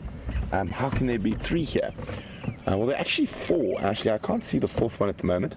But actually, that 1 male scenario, that 1 pride male and whatnot, is a very Disney-esque or trail, and that actually happens very seldom in the wild. In this particular case, these are four young males, sorry, litter mates. They're all around the same age, so they are the babies, and they're only going to move off away from this pride. Well, they'll try to stay as long as possible, but with this whole lion turmoil that's happening at the moment, they're probably going to stay a little bit longer with their moms. And the turmoil is caused by 5 male lions, and male lions specifically in this area, it's very famous for lions forming incredibly large coalitions. So obviously 5 lions can fight off 1, 2, 3 lions much easier. So what happens is they form these male coalitions, and they will dominate over possibly 3 or 4 prides in some cases, and being a coalition of males, it enables them to control a far greater area. So at the moment we've got these 5 Birmingham males, and they're still quite young. They've actually killed quite a lot of cubs and other lionesses that have been trying to protect their young and whatnot. So in this area particularly, it's far more common to have a multiple male coalition than it is to have a single male, and that is because this area is so rich in food, and it enables them to have this. Sorry guys, it's starting to rain and quite hard, but we will tough it out for the moment. Brian's just going to have to put a case over the camera, so there might be a little bit of movement and stuff like that while he puts the waterproof case over the camera. And sorry, Ashley, so to finish here, so male lions in this area are far more common to be in groups, and they're not always related. So quite often you'll have, like this, 4 young males will move off, and they might meet another 2 young males and form a 6 lion coalition, and quite often they're not related males. So we're going to cross across to James while we get ourselves rain ready, and we'll see you a little later. Sorry, I couldn't copy that. I'm reading you 3 out of 5. Hello everyone, a beautiful picture that Andrew has got you there of the road. Well done, Andrew. Nice to have that picture of the road. Thank you very much. That's why we've got the good guys, you know. Their ability to film pieces of dirt is exceptional. What we were actually looking at, while I'm busy throwing Andrew under a bus, is these impala. A really pretty little herd of impala wandering through the woodland. And we are in the area where Shadow was yesterday, and I'm hoping that we might be able to see her. Now, for those of you who don't know, Shadow is a 9-year-old female leopard, and she was around here yesterday, and she, on cue, killed an impala for live television in North America. This was obviously very kind of her. We're most grateful to her, and Scott found her again yesterday afternoon, and I'd like to try and find her again now. But I must just tell you that it is starting to rain, and because we are in a vehicle that is full of electronic equipment, it's quite possible that we're going to have to shut this down. It is actually, do you need to put a cover on? Yeah. So Andrew's going to put a cover on the camera. We'll attempt to maintain broadcast quality. How? We actually need to take it off. Yeah, I need to put this cover on. Okay, everybody, I'm afraid we're going to have to, we'll probably lose picture now. We're going to put a cover on. Stay where you are. Perhaps turn the kettle on or refresh your drink. Andrew will put the cover on. We'll hope that he's more competent at it. Alright, Brent's rain cover is already on, so we'll nip across to him quickly, and I'll see you just now. We'll continue our search for Shadow the leopard. See you just now.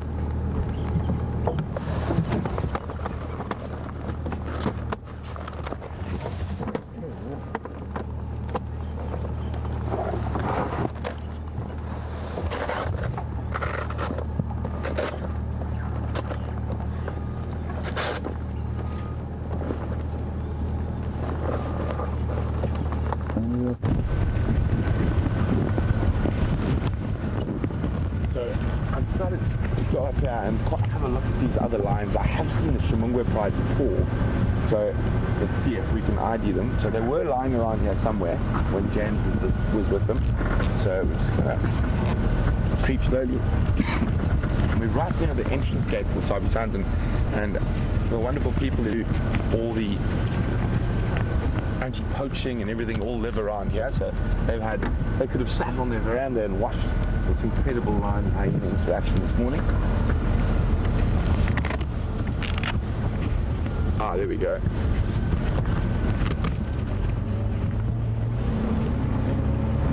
See a car.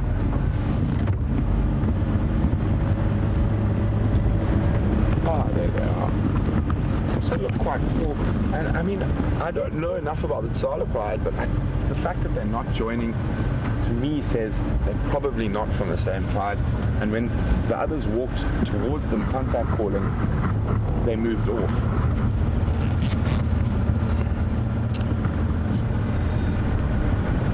This looks like an adult lioness here. Morning, everyone. Morning. Good, thank you. Shimungwe.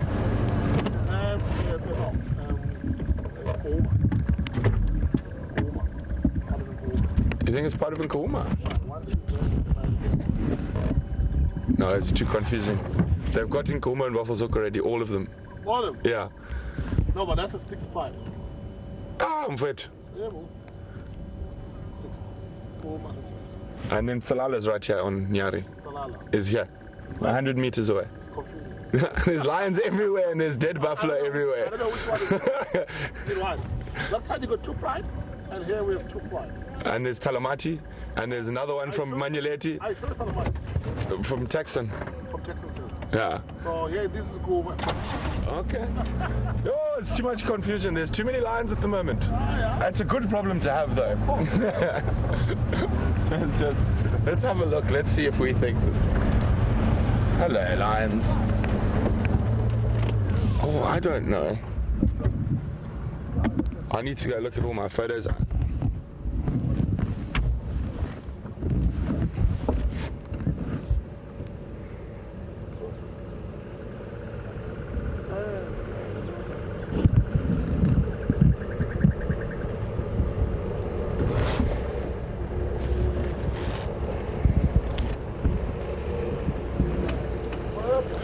So, obviously, we would love to be concise and correct about everything, but this is the amazing thing about working in an open system. You can have lions you've never seen before arrive. James seems to think this is the Shimungwes. We can't really good view from where we are. I'll try move shortly. I'm tending, from what I saw, I don't think they're Nkomas. Looking at that lioness, she looks too small to be an adult of the Nkomas, and too big to be that young female, and that's just my personal opinion. And again, I'm happy to admit when I'm wrong. And Lewis from Buffalo would like me to spell Shimungwe for them, and it is quite a word.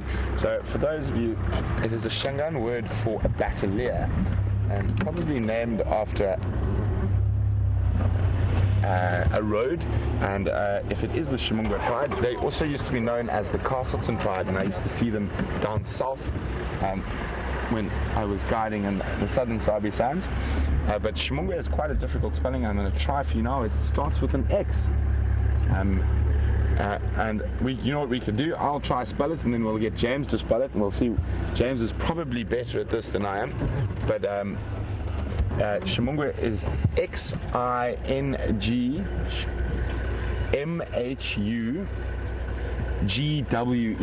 Shimungwe. So it is the Shangaan name for a batalier, and also in the Sabi Sands there's quite a lot of roads that are named Shimungwe. Morning. Morning.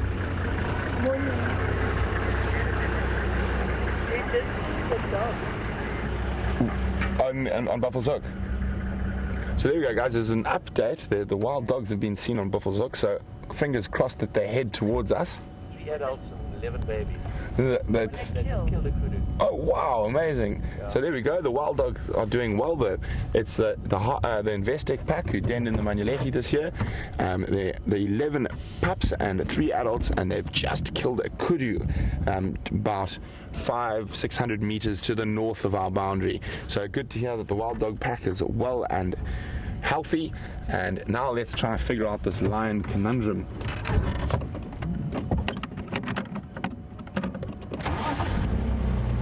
So, I don't think this is the informers. It's those young male. That's a young male at the back there. It looks like possibly getting through there fine. I don't know. Oh, and they're just across our boundary, so this is as close as we can get. But very, very confusing. Let's go back to the other lines and see what's happening with them. But very interesting and very confusing, but that's amazing. It's a good problem to have a lot of lions around. Umford, you know about the other ngala here? Yeah, with Nyar. There's another 8 lions over here on the Buffalo Kill. Lions everywhere. So, we're on the main access road, which we're going to try and get off as soon as possible. Lots of vehicles up and down, so as I said, we're right there. You can see as we turn a little bit there, that is the main entrance gate into the northern Sabi Sands, and there we've got these big delivery vehicles that are bringing all the wonderful guests staying here in the Sabi Sands their food and beverages, and also transporting staff in and out, so it can be quite a busy place. So it's busy with human traffic and lion traffic this morning.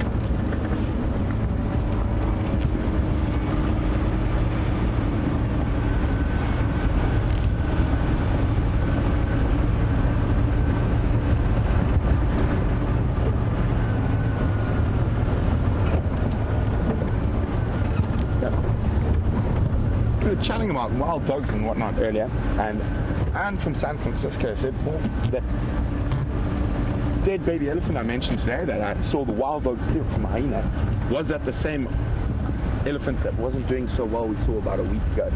And it wasn't. That was probably 15 years ago and in Botswana, but definitely not the same elephant. I'm hoping that young elephant is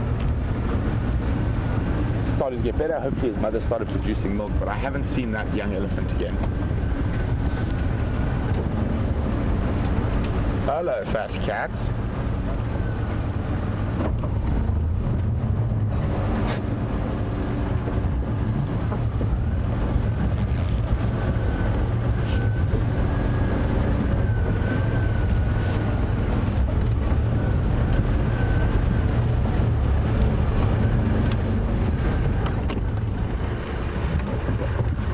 Fat kitties.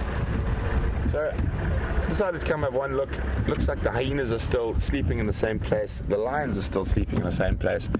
So we're definitely going to be back here on the sunset safari, but I don't think we're going to get too much action. There's no feeding happening, just flatulent cats lying all over the place. So I think we're going to head off to the east and see if we can possibly find some leopard tracks or some elephants or something else.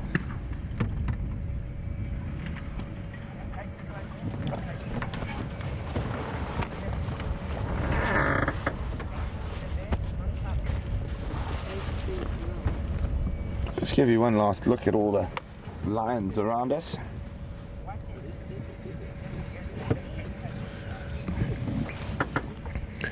So we're going to move out and we'll definitely come back and check on them on the sunset safari. As I said, I don't think there's much more action happening. So we're going to cross from the apex predator to some of their prey with James.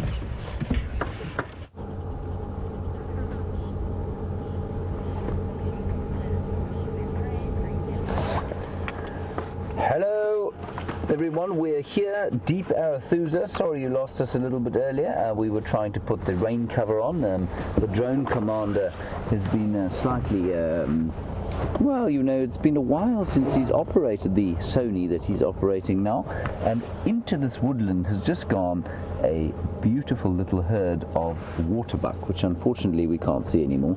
We're going to go a little bit further forward and I'll see if we can't pick them up. There comes one there. But the most interesting thing here is that it started to rain, of course, a little bit, and the smell of the waterbuck. If you can imagine, one day, of course, they'll be able to transfer smells over the internet, no doubt, but at the moment that's not possible. If you can imagine, a waterbuck smells very strong, and I suppose if you have no idea what it smells like, the most obvious thing to liken it to would be a very strong smelling horse.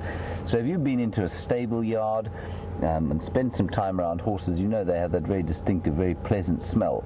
And a waterbuck is sort of a very powerful version of that, with a bit of musk thrown in on top. And what that is that there's a musk gland inside the skin that tends to create that sort of smell, which is, well, it's not unpleasant at all, but it is very strong. And Brent was just saying yesterday he has seen lions reject waterbuck meat, and I think that that's probably the reason for that smell stuff. Definitely doesn't protect them if the lions are particularly hungry, but if they've been it was feasting on 20 buffalo over the last few days, they're unlikely to want to eat the waterbuck.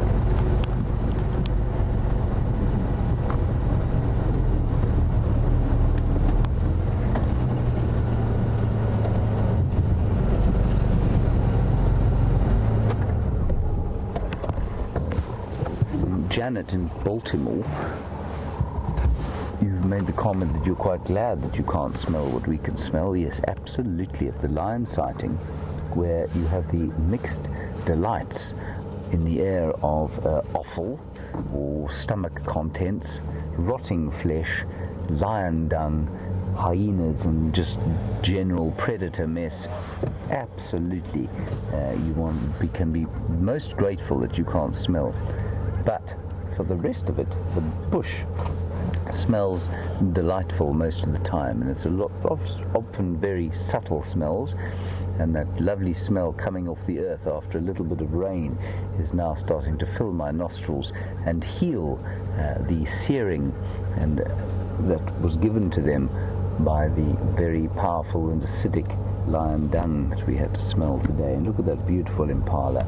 And it always amazes me, we had it yesterday certainly, after the traumas of watching an impala killed by hyenas and the leopard, and watching her fetus also being ripped from her, which was, I'm sure, very disturbing for some people. And then to come to a situation like this where it's just quiet and very peaceful.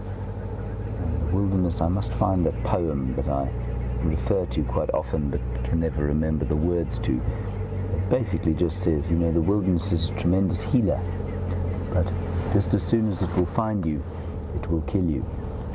And it's just a reminder that things out here are very wild indeed, as peaceful as they are. And there's the waterbuck in the background. You can see that very clever grey shape, at least colour. I've spoken a lot in the last little while as the spring has sprung and the green leaves have popped into existence. So it is that it becomes so obvious that that red kind of chestnut colour of the impala, compared with the waterbuck behind them, which are greyer, it becomes so obvious that that red colour, seemingly to our eyes, is very bad for camouflage. I mean, this is a wonderful example of it, actually. You can see those grey waterbuck walking in the background. You can only see their shapes moving, and when they stop, they're almost impossible to see, whereas the impala in the foreground stand out obviously with that colour of theirs.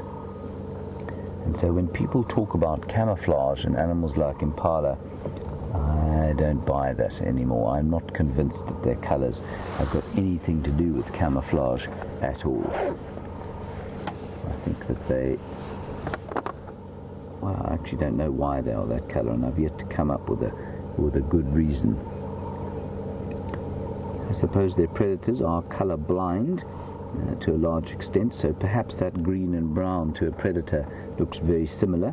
That's quite possible, in the same way that if you're colourblind as a human being, you struggle to do those tests where they put purple numbers inside, made of little purple circles inside a green circle made of a number of smaller green circles. If you think I'm talking nonsense, or if you don't know what I'm talking about, just have a quick Google of it, do a colourblind test, you'll be able to do it for yourself.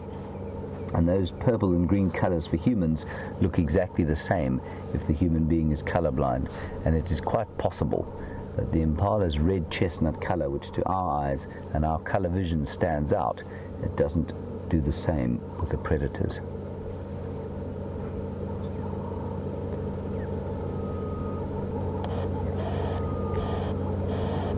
What I'm going to do is sneak slowly forward.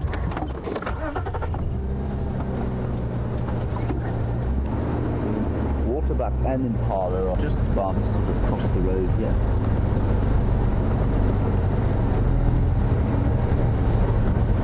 I thought there was an elephant to the left, but there isn't. It's a large piece of building equipment. We're right near the Arathusa airstrip. Andrew, I wouldn't really mean for you to show it to everybody, but I mean, if you want to, that's we have filmed the road today as well. I'm on fire, Dave. You're on fire. First day back.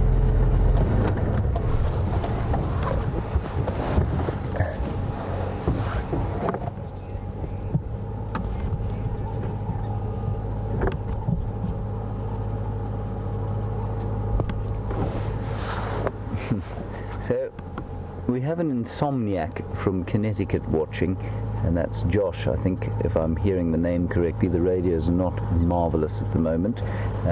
Josh, you want to know, do the animals hunker down when it rains?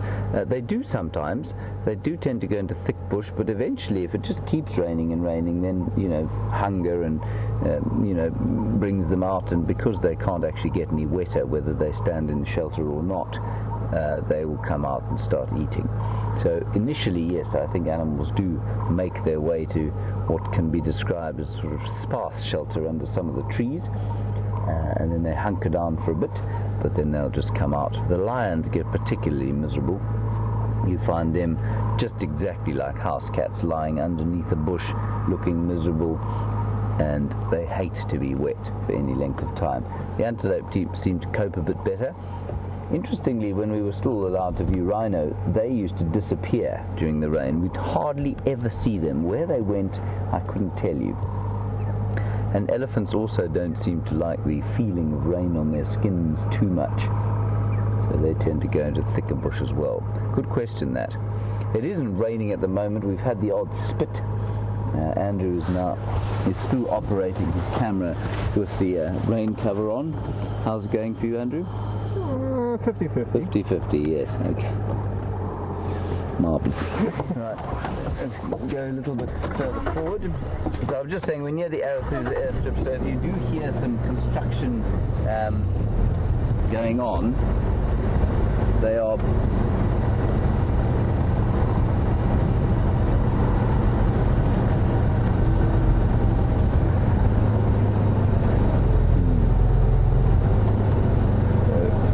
skinny impala, which we're just going to have a quick look at. Sorry, I'm just saying that they are on the Arathusa airstrip putting a concrete fringe around it. You know, it's becoming an international airstrip. Boeing 747s will be landing fairly soon. Don't worry, I'm just joking. It's not really ever going to be an international airstrip. I caused some consternation the other day when I referred to it as Arathusa International. And lots of jokes and comments about the fact that the lions seem to prick up and get excited before the rain. And apparently we are going to have some rainstorms tomorrow. I can't wait for the first summer storm. We had some very nice soaking rain earlier on, but we didn't have that classic kind of thunder clapping, lightning striking storm that will come during the summertime, and I can't wait for that. It really is something spectacular to experience. If you ever want to feel the true power of nature, there's nothing quite like a storm.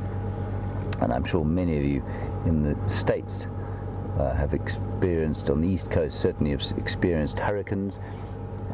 But thankfully we don't get anything quite so terrifying out here, but we do get some wonderful storms in the afternoons.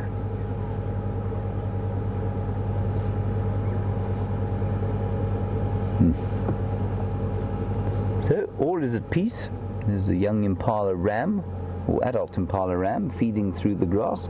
They will graze if they can. You can see his head is down, picking up at the little grass shoots. Now, we did have that soaking rain that I told you about 36 millimeters a little while back. 36 millimeters is roughly 2 inches, well, 1.5 inches, which is pretty good rain to start with.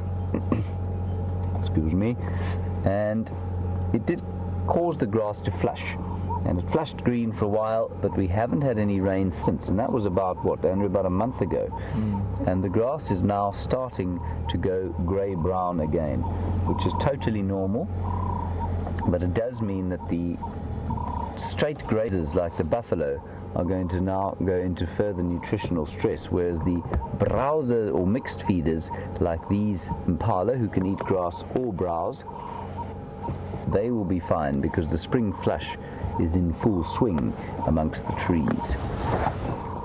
All right, let us sneak a little bit forward. The waterbuck, they're not warthogs, of course, are just up ahead of us here. I'm going to try and get a decent look at them. I probably won't hang around here for too long because of the construction. It's not the most sort of wilderness experience having a large construction crew on the site. A magnificent waterbuck bull there.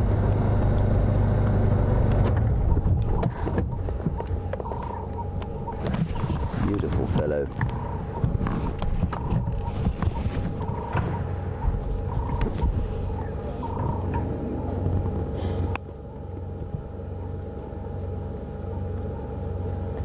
The waterbuck, of course, is the emblem of the Sabi Sands Game Reserve, and we use a number of place names while we're here, and it's difficult sometimes, I think, if you're perhaps a new viewer or your knowledge of African geography isn't perhaps very good, it must be difficult to place where we are. And so the Sabi Sands is a private or collection of private reserves on the western edges of the Kruger National Park in northeastern South Africa, and the Sabi Sands is where we find ourselves now, of course, and part of the Sabi Sands is Djuma and Arathusa. Now that seems to be some kind of tumour that looks pretty gross. I don't know what that is. I'm just going to pull out my powerful binoculars underneath their rain cover. Last used, as I've said before, on the desert campaign by Field Marshal Montgomery.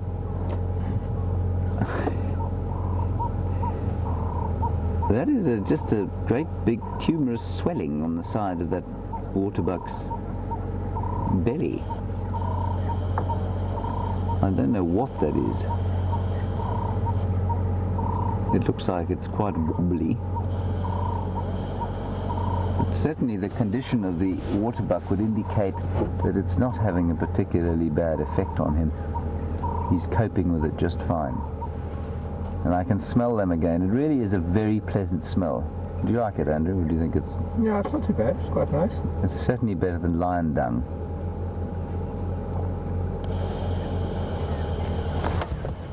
I think there's a Cape turtle dove. Ah. There's a Cape turtle dove or ring-necked dove calling. And Rebecca in Santa Barbara, you want to know what the bird call was. I'm not sure what you're hearing. There are quite a few. Andrew reckons it was a ring-necked dove going croak, croak, croak, croak, croak, croak. There is certainly one of those, or there was one calling. And then there's some hornbills behind us. There, that one.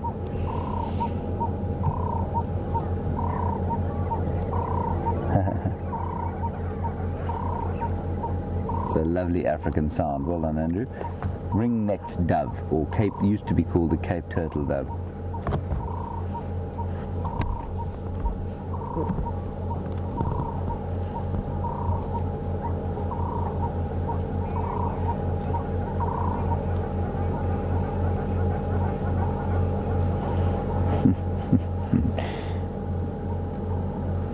And Marianne in Boston, you've caught me out, of course. I mentioned the lovely smell of the rain touching the earth and the smell that it gives off, and there is, of course, a word for that which I forget on the universe on a sort of daily basis. And Marianne in Baltimore, thank you. Yes, petrichor the word is. I did forget it again, but I'm glad to have it again. Thank you for that, Marianne. So the smell, everybody, that you get when new rain touches the earth is called petrichor. And that's definitely part of what we're smelling now, intermingled with the kind of horsey / musky smell of these waterbuck. Andrew, that fellow's turned around. Can you see? Let's just have another look at him again. So there's the impala with the growth on his belly, and you can see it extends all the way round to one side. And I wonder if it isn't a hernia of some kind. Sorry, not impala, a waterbuck. It's a bit rough when you can't even identify the antelope out here. There you can see that tumor / hernia / whatever it is. I'm not a vet. Extending all the way around there, and like I say, it doesn't seem to be causing any great deal of distress. Waterbuck looks in pretty good condition. You can't see his hips. He's pretty furry, but I don't think it's affecting his ability to exist too badly at this stage.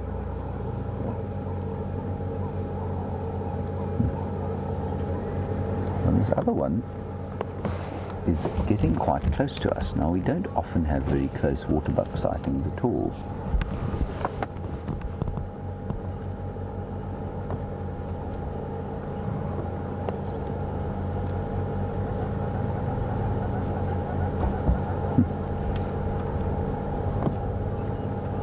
Suzanne, I have to agree with you. As we smell these waterbuck, it seems totally incongruous that lions would eat smelly, maggot-ridden, rotten buffalo carcass and reject fresh waterbuck meat. I think that would only happen in fairly extreme circumstances. The lions really weren't hungry. Waterbuck do get eaten by lions, there's no question, but perhaps not as much as some of the other antelope do. There's probably a chemical in it that makes it the meat taste very bitter. And I know a few people who've tried waterbuck steak, and you can actually eat it, but you do have to apparently skin the animal very quickly after it's been killed. Otherwise it becomes totally inedible. So interesting that, but I would agree. It doesn't seem to make a huge amount of sense, certainly taste-wise, that the offensive smell would stop an animal eating them.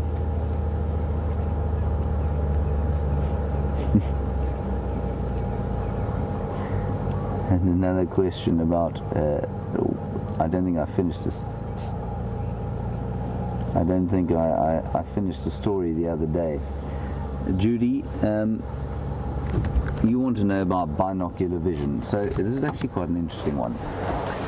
Here I have a set of binoculars, like I say, last used by Monty in the Desert Campaign, El Alamein. They weren't really, of course, they just looked like that. And we have got, as predators, we have got eyes in the front of our faces. And what that means is, for most people, our ability to judge distance is exceptional. That comes from something called binocular vision. And when you've got two eyes looking at one place at one time, you're able to judge the distance between different things.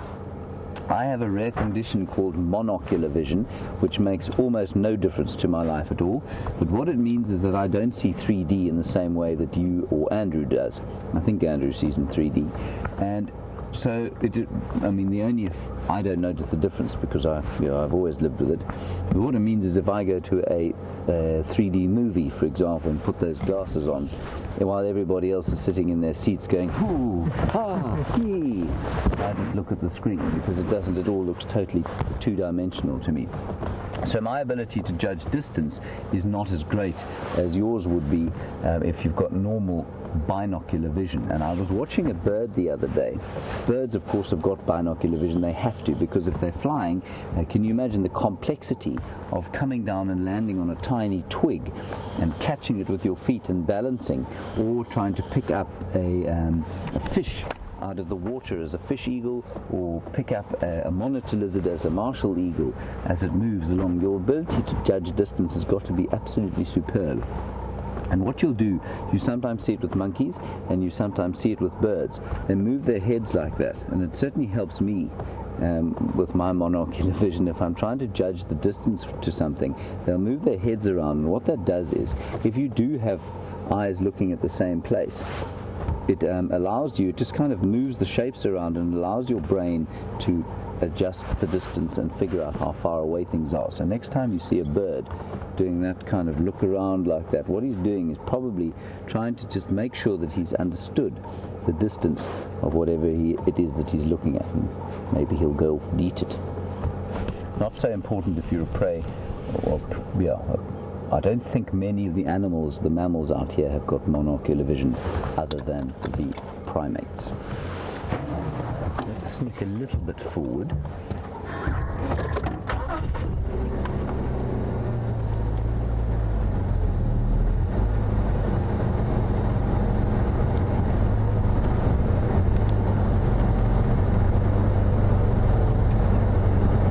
There we go, look at this fellow. He's being remarkably confiding to us. Like I say, we don't often have great views of these waterbuck. They normally trot off into the bush, leaving only the wafting smell.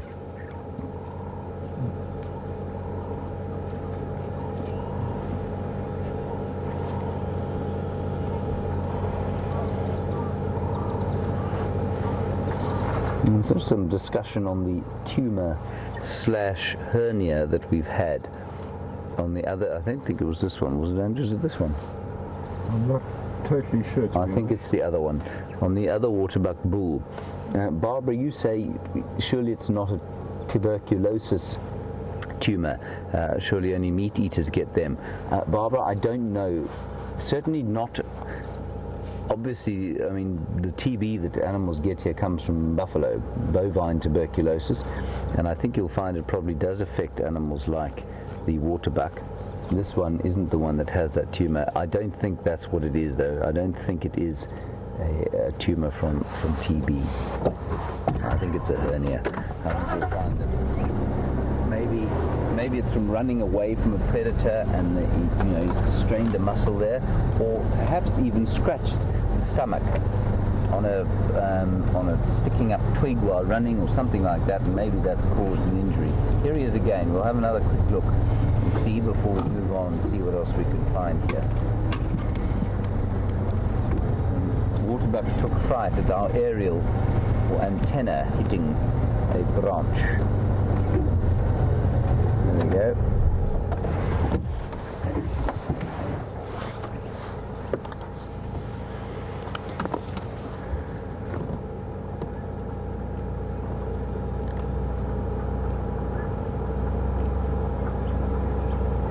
Lovely peaceful day, and very nice to have the coolth.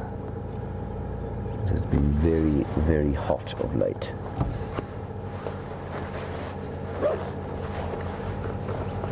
So this chap is in front of us is the one with the little hernia, but I'm not sure what it is. Right. Well, from one sort of a smelly animal to the closest relative of the one I compared the smell with, we'll head across to Brent Leo Smith, who has found a zebra, and he'll tell you about that, and I'll see you a little bit later.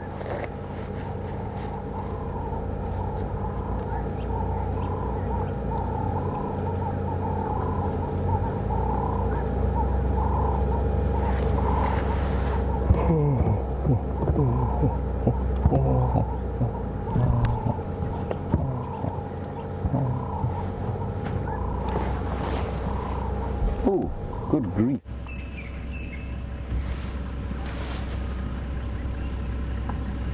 Welcome. Look at that, guys. We've moved away from those lines and we found a herd of zebra. That one Brian's trying to show you at the moment is really interesting. It's got a very short tail, almost no tail to be exact. And quite often a lot of people make the false assumption that when zebras are missing tails and that it is from a lion's. And looking at that, I'm going to say it's not. I can't see any scratch marks either side. Unfortunately, they're moving off into the bush. There seem to be a few more up ahead that might be in the open. And what it often is, and that was a male zebra. There we go, we can see the stump through there. You can see that lack of tail there. And it is more than likely from fighting with another zebra stallion. They have a very vicious bite. And quite often when a zebra is missing a tail like that, it is due to another zebra. And they can be incredibly aggressive animals, zebra.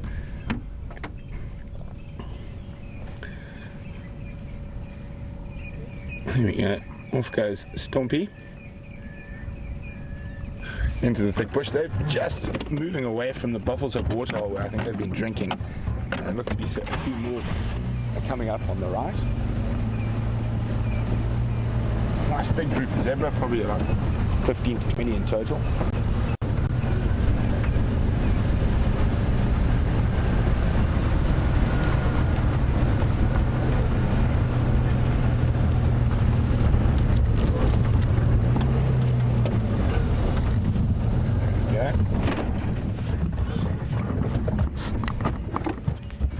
These are zebras that have full tails, from what we can see.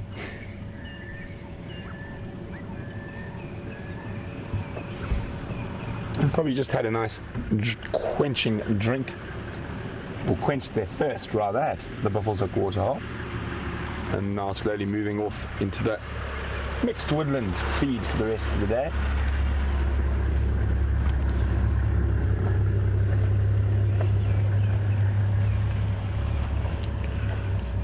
Oh, is it?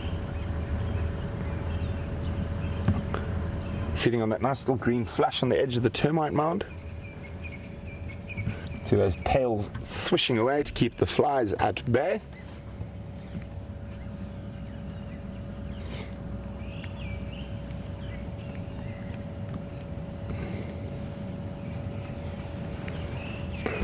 Well, we've seen a tailless zebra and a tailless lion, and Rena said today's theme must be tailless day. So, well, let's see what other tailless animals we can find before the end of the sunrise safari.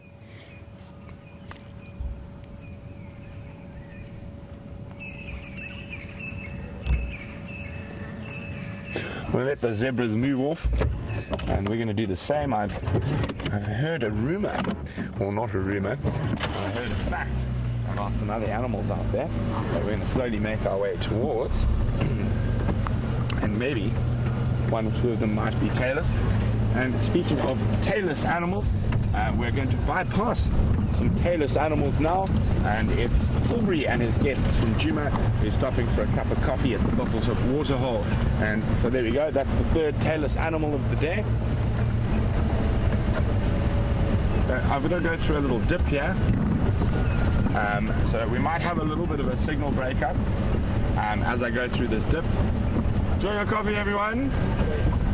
And we're going to continue on now, so bear with me as we go through the dip. We might have a bit of signal breakup, but we'll be through it shortly.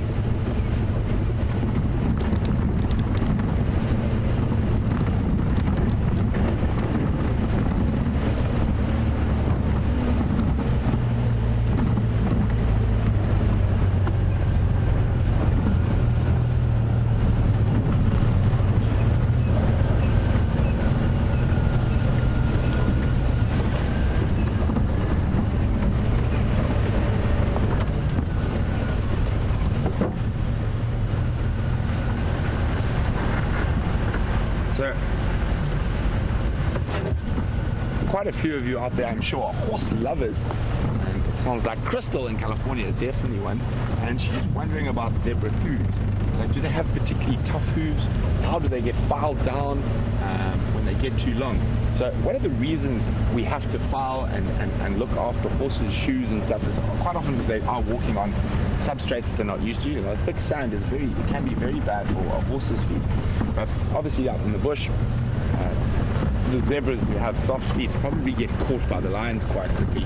And there's no need to file them down because unlike horses that live in stables and get to stand on nice horse sawdust and get fed very well every day, zebras are constantly on the move between water and food, so they naturally file their own feet down. So they don't need to be managed, groomed or manicured like our wonderful horses. So the zebras are their own farriers.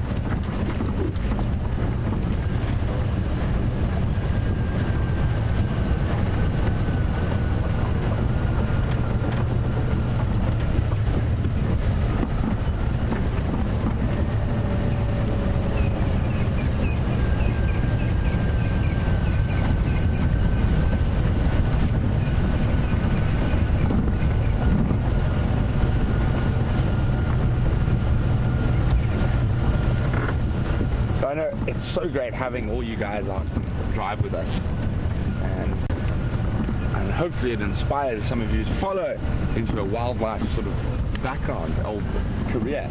And Ashley from North Carolina says she's studying to become a wildlife biologist. Well done, Ashley. And she says, do I have any advice or whatnot, and how much schooling does she actually need? Well, actually what we do here, the guiding side, is very different from being a biologist.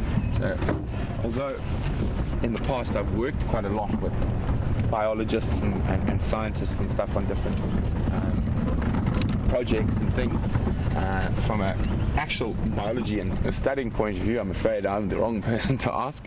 I have no tertiary qualification as such. I did start studying law, believe it or not, before I decided that it probably wasn't for me, and I ran away back to the bush. From a guiding point of view, it's very different. I mean, you can go to a training school, or you can intern at a lodge to get that experience from a guiding point of view. But if you are going into the sciences, the pure sciences and stuff, I would definitely recommend continuing with your studying. Maths is not a strong point, and that makes going into any science for me quite difficult. But if you wanted to, there's so many different avenues of wildlife you can follow, whether it be African or South American or even North American. And I'm sure if you look at every university in the States, they will have a speciality, and a lot of universities in the States sponsor and are involved in projects all over the world, and especially in Africa.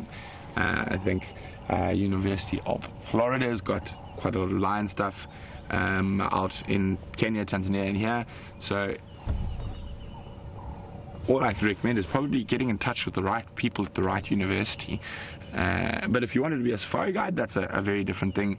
And there are multiple courses and stuff online in that, and different courses that are run in the Sabi Sands. But I would personally say I would rather intern at a lodge than do one of those full courses. You get training on the job rather than a very structured book training, because the one thing structured book training doesn't prepare you for is what happens out there, because the lions don't read the books, only we do. I mean, for example, there's no ways a different part of lions should be lying that close to those lions if under normal circumstance. And one thing you got to remember out here is that nothing's normal and everything can change in an absolute split second. So I want to go find us some bigger beasts, but unfortunately while I do that, I need to go through quite a bad signal area down through this drainage line. So we'll stay with me while we can, and hopefully with the overcast weather we don't have any signal breakup, but it is going to be worth it.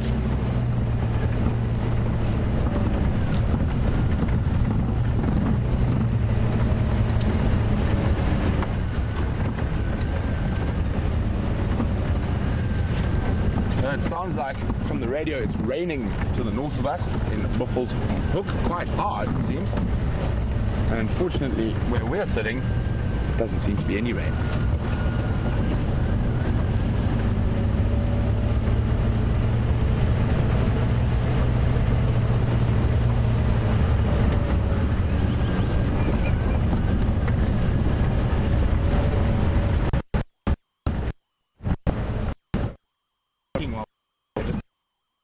There is signal breakup.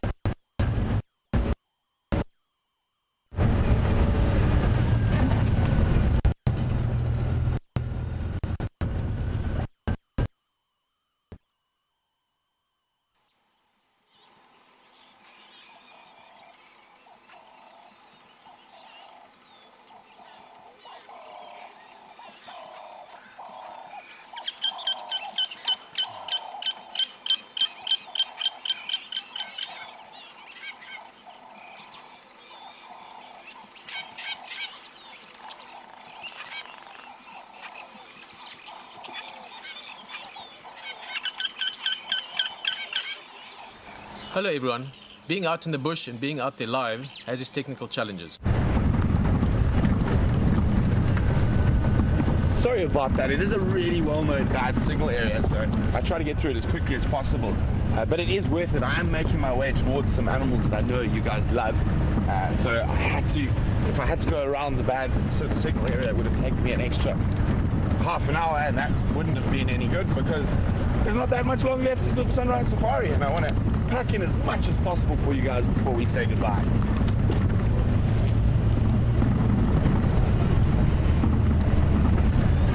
So the first animal we were looking for, I was told, was around here.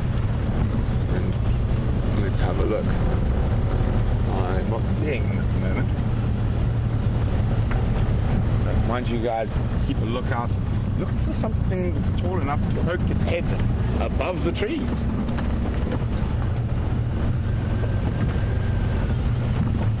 Oh, here comes the rain again. Just singly big drops. You can see them start. But I'm hoping it holds out.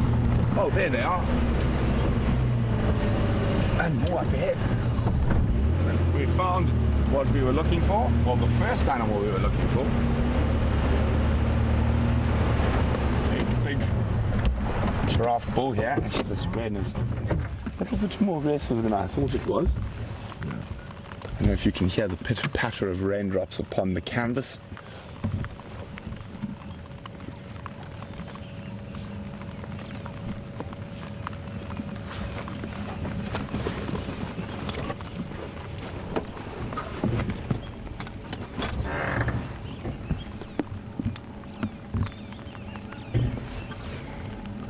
That's it.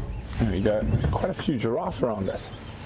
I can see 1, 2, 3. And that doesn't mean they. Oh, 4.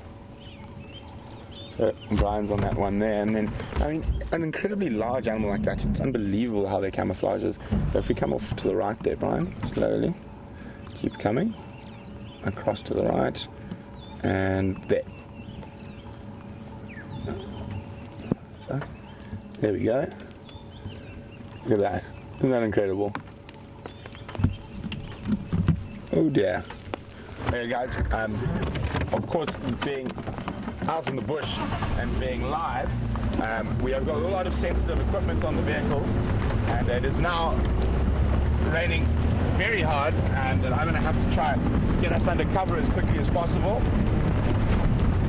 And it's just come out of nowhere.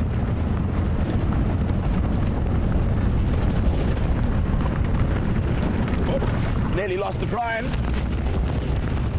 So, unfortunately, to be able to produce this incredible thing that we do, these live game drives, we do have a lot of sensitive equipment.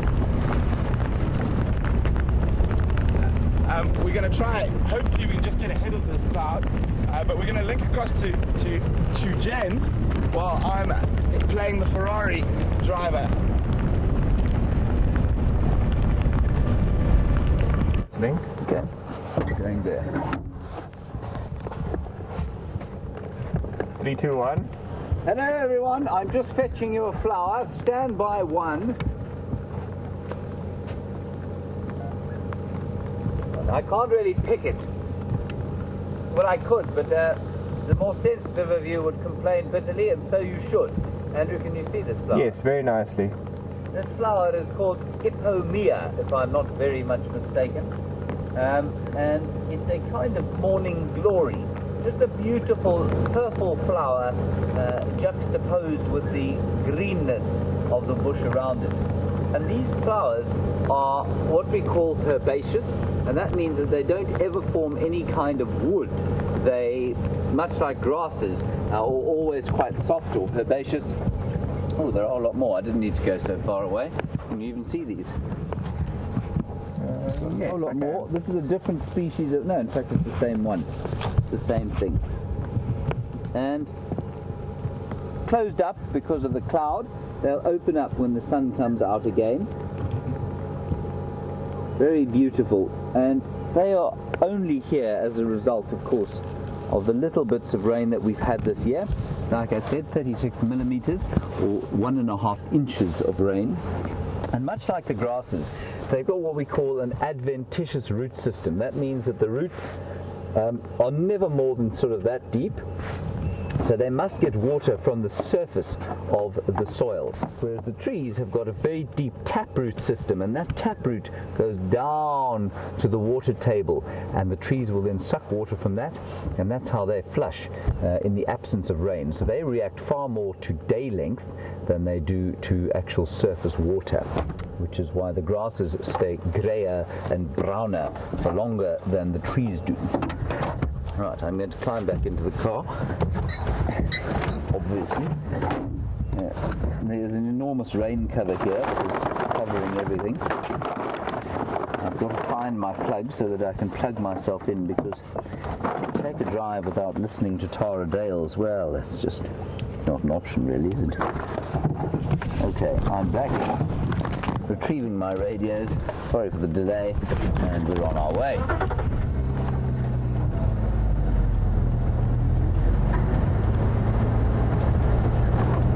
Go.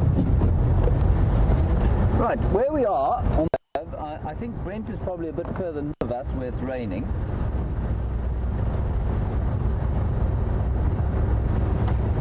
Brent is just a little bit further north of us, I think, with he had that giraffe and then obviously the rain, and lots of you saying how happy you are to see the rain. We are too, you know, and I think we'll probably get a bit more of it today, not a huge amount, and then hopefully a decent sized storm tomorrow. Just a reminder, if it does rain properly, we won't be able to drive around, because his finger making its debut on international internet. Well done, Andrew. He's just cleaning off the raindrops from the lens, which is very important. So just to remind you, if we do get a big storm, we'll probably go undercover. We might answer a few questions from there, but we won't be able to do a proper drive if it rains too much harder than it's raining now. I mean, we're getting the odd spot of rain. And you can see how localized it is, because Brent is what? I'm guessing where he is. He's probably on the roundabout the Buffelshoek cut line, which is only about maybe 3 or 4 kilometers from where I am now. And the rain is much harder where he is.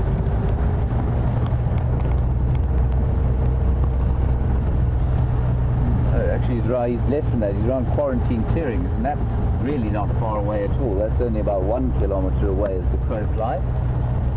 Somebody asked me once about the expression "as the crow flies" and whether crows fly straighter than other birds. I think they were being facetious. I, of course, do appreciate such facetiousness. I don't think they fly any straighter than other birds. It's probably a Shakespearean expression, but I might be wrong.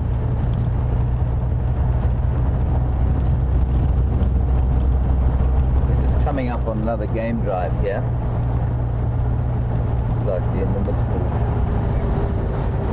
Cedric. How's it going? Good? Okay. Carry on. Enjoy. Cedric of Arathusa. I think they're all running for home. I don't know if you saw his guests covered in their rain ponchos. Certainly, when I was a guide, I had...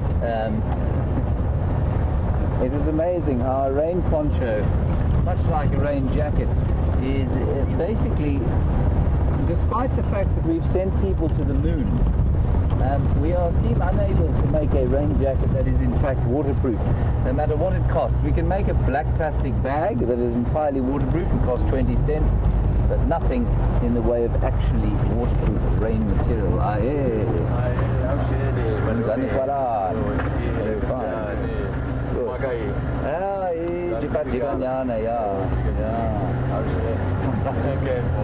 See you later, guys. Bye-bye.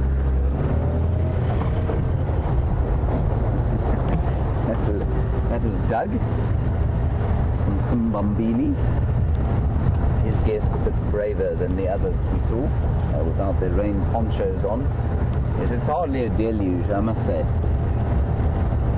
We're getting the odd bit of spittle from the universe on our faces. Lovely tree up ahead that I'm going to show you, which proved me wrong. I didn't know as much about its physiology as I thought I did. It's called a brown ivory. And this brown ivory tree here, Andrew, do you see it? Yes, well done. We'll park underneath it so that Andrew can shoot some artistic shots up into the leafy boughs. This beautiful tree lost all of its leaves right at the end of winter, and certainly in many places I've been, the brown ivory is something of a semi-deciduous tree, which means that it loses its leaves sort of periodically, not always all together, and then normally gets them back quite quickly and at various times of the year. And this one lost it in pretty traditional deciduous fashion, but in the last few weeks has gained its beautiful green colors. It really is a lovely tree. I used the term bough the other day when we were doing our rehearsals for the Nat Geo Wild productions, and there seemed to be great confusion amongst my various colleagues as to what the word bough meant. I think some of them thought I said bowel, which of course a tree doesn't have. It doesn't have a bowel at all, it has boughs. A bough, Andrew, is a fork. No. Oh goodness. A bough is a branch for anybody who's worrying what that is. There we go. I thought it was the fork of the tree. No. As far as I understand it, Andrew, it is in fact a branch. So that's the brown ivory, Burkinia discolor. We'll head along Philemon's cut line here and see what it has to offer us. We had a question earlier about whether animals tend to go into hiding during the rain or do they hunker down. Well, there certainly seems to be a bit of hunkering going on now.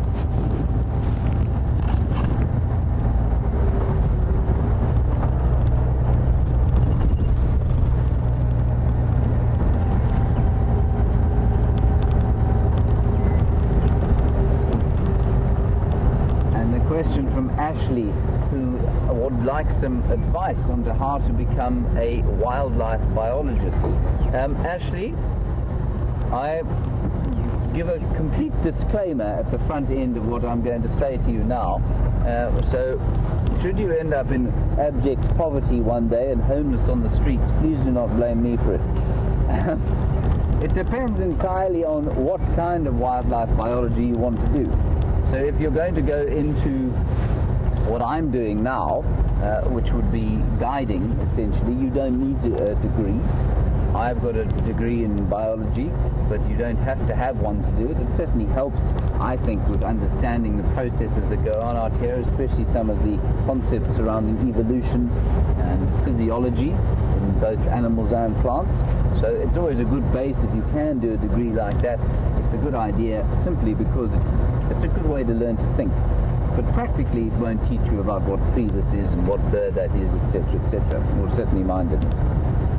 But if you want to go into research and your general bent or interest is to have a deeper understanding of what's going on in the wild, then the only way to go, I think, is a university degree of some kind, and probably to at least the master's level if you want to do proper research, probably a PhD if you're really serious about it. But if you are interested in just being in the wild and a career in wildlife, there's so many different kinds. You can do research, you can guide, you could become what we call a game ranger, which would be basically a park manager or warden.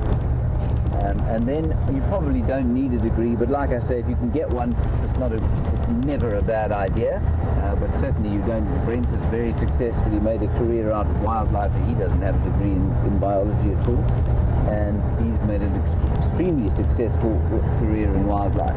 So lots of different ways. It really depends on what you want to do. The degree is obviously essential if you want to go into serious research.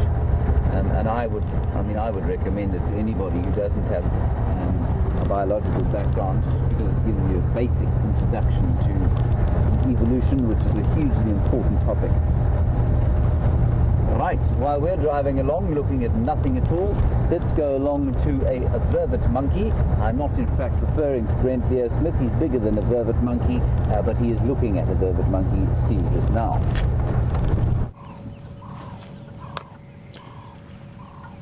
Well, the last primates we saw were tailless human beings, and now we've got a tailed primate, a vervet monkey, who's keeping Brian on his toes as it hops around in the tree. There's quite a few of them around us in the different trees.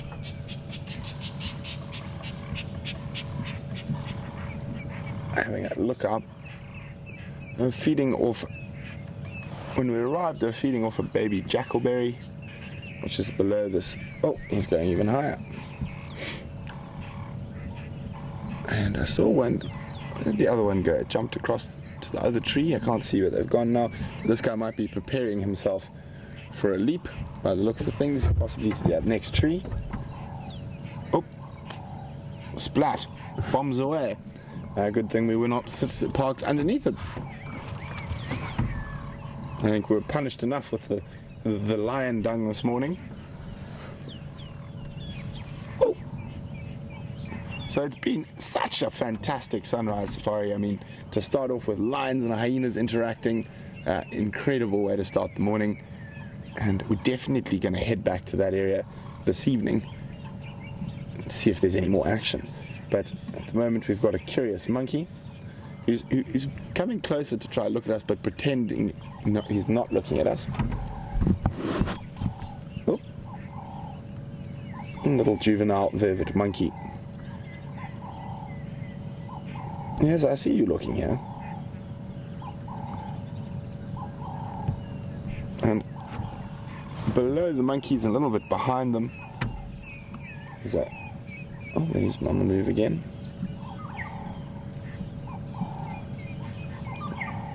And there's also, as I said, below and behind the monkeys there's a couple of kudu bulls, two quite youngish bulls, one older one. And there's one of the younger bulls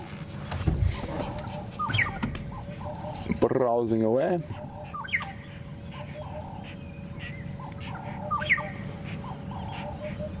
And the older one over there. I don't know if you guys can hear that. There's incredible thunder to the west of us, and we managed to get ahead of that last little bit of rain, but it's gonna catch up with us, I think. It's still a long way off that low, distant rumble of thunder.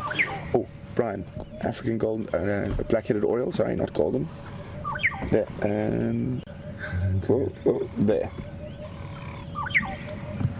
I think it's in there. Where's he gone? No. Ah, he's just moved. Okay, there we go. Here we go. There's a black-headed oil. We can hear that beautiful chortling call of theirs. Almost says Oriole. Oriole tells you what he is. Very beautiful bird.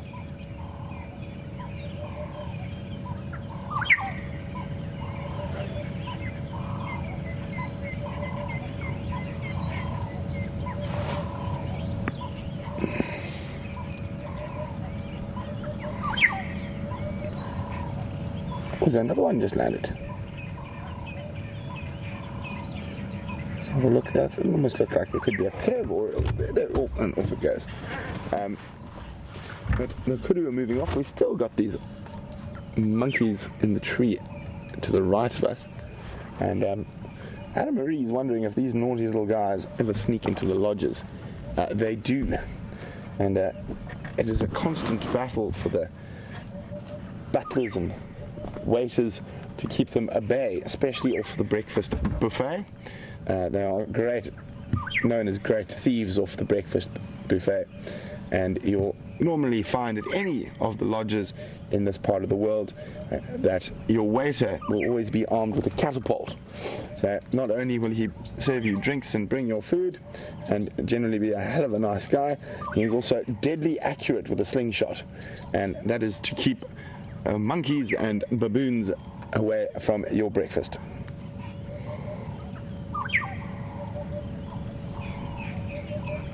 And, well, just quickly, the monkeys are moving to the other side of the tree there. There we go. But Brian pointed it out to me, and I didn't notice that, but I think sometime last night,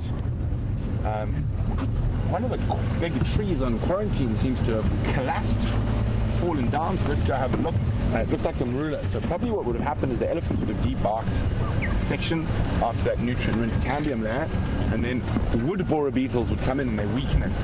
And you can see ahead of us, it's massive. Let's go have a closer look. We'll see what caused this to fall. And there's quite an big old marula that's collapsed here. And there we go. Isn't that incredible? Like, as I was saying, and it's not often we're going to get to look at something as perfect as this. So this has collapsed last night. And as I was saying about it, that obviously the elephants have debarked a section, causing a bit of the wood to die. And, too many attachments. And the wood borer beetles have come in, and you can see there. And some of them are big, so they're not only longhorn beetles, the larvae also bore in here. I'm actually going to see if we can maybe even find one. That would be really cool. Whoa. Well, not there. How's that? Is the head of a... I'm going to put it on the dashboard where it's easy to see. Now you see why they're called longhorn beetles. So those are the antennae. And they can be very, very big. And all their larval stage actually bore into wood. We're probably not going to... But you can see here, this perfect little round area would have been where... there we go. There we go.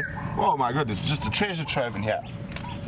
But this is an exoskeleton of one of these larvae. I'm going to pop that on the dashboard.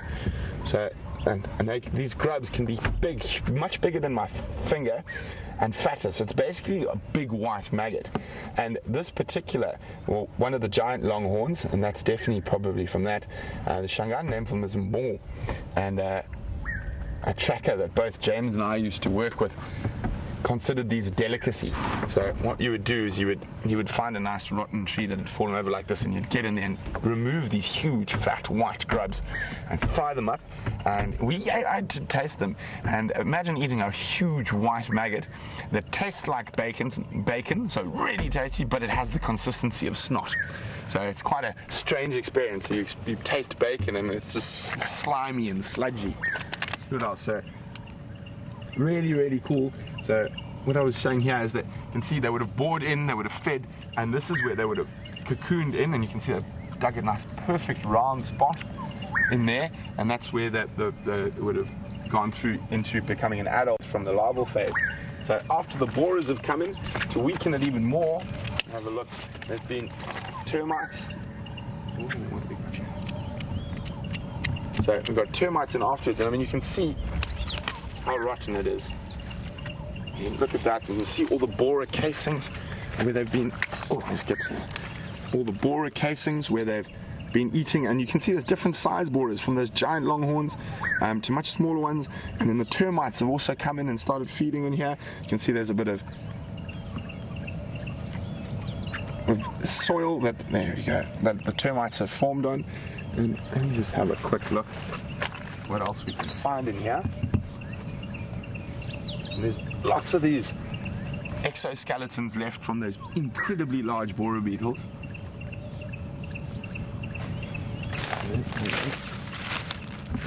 It's a wonderful smell, this fresh wood here, and it's beautiful pink inside. I'm going to move the vehicle so you guys can have a proper look, but it's beautifully pink inside.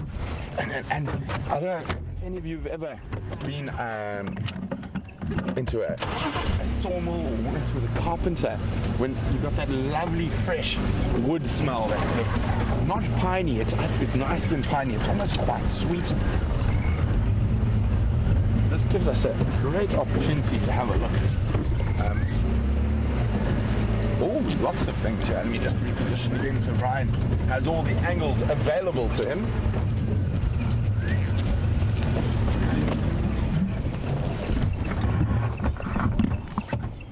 So there we're talking about that beautiful, beautiful hue. And that almost pinky. And it just smells so wonderful. You can see how nice it's almost red in the center, and the wood's got this sort of really lovely pink tinge to it.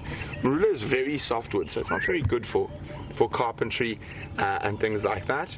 But let's have one last quick look over here quickly. Brian, can you get this? So this possibly was a hole. I can make sure there's no snakes in it. Oh, I just can't see it.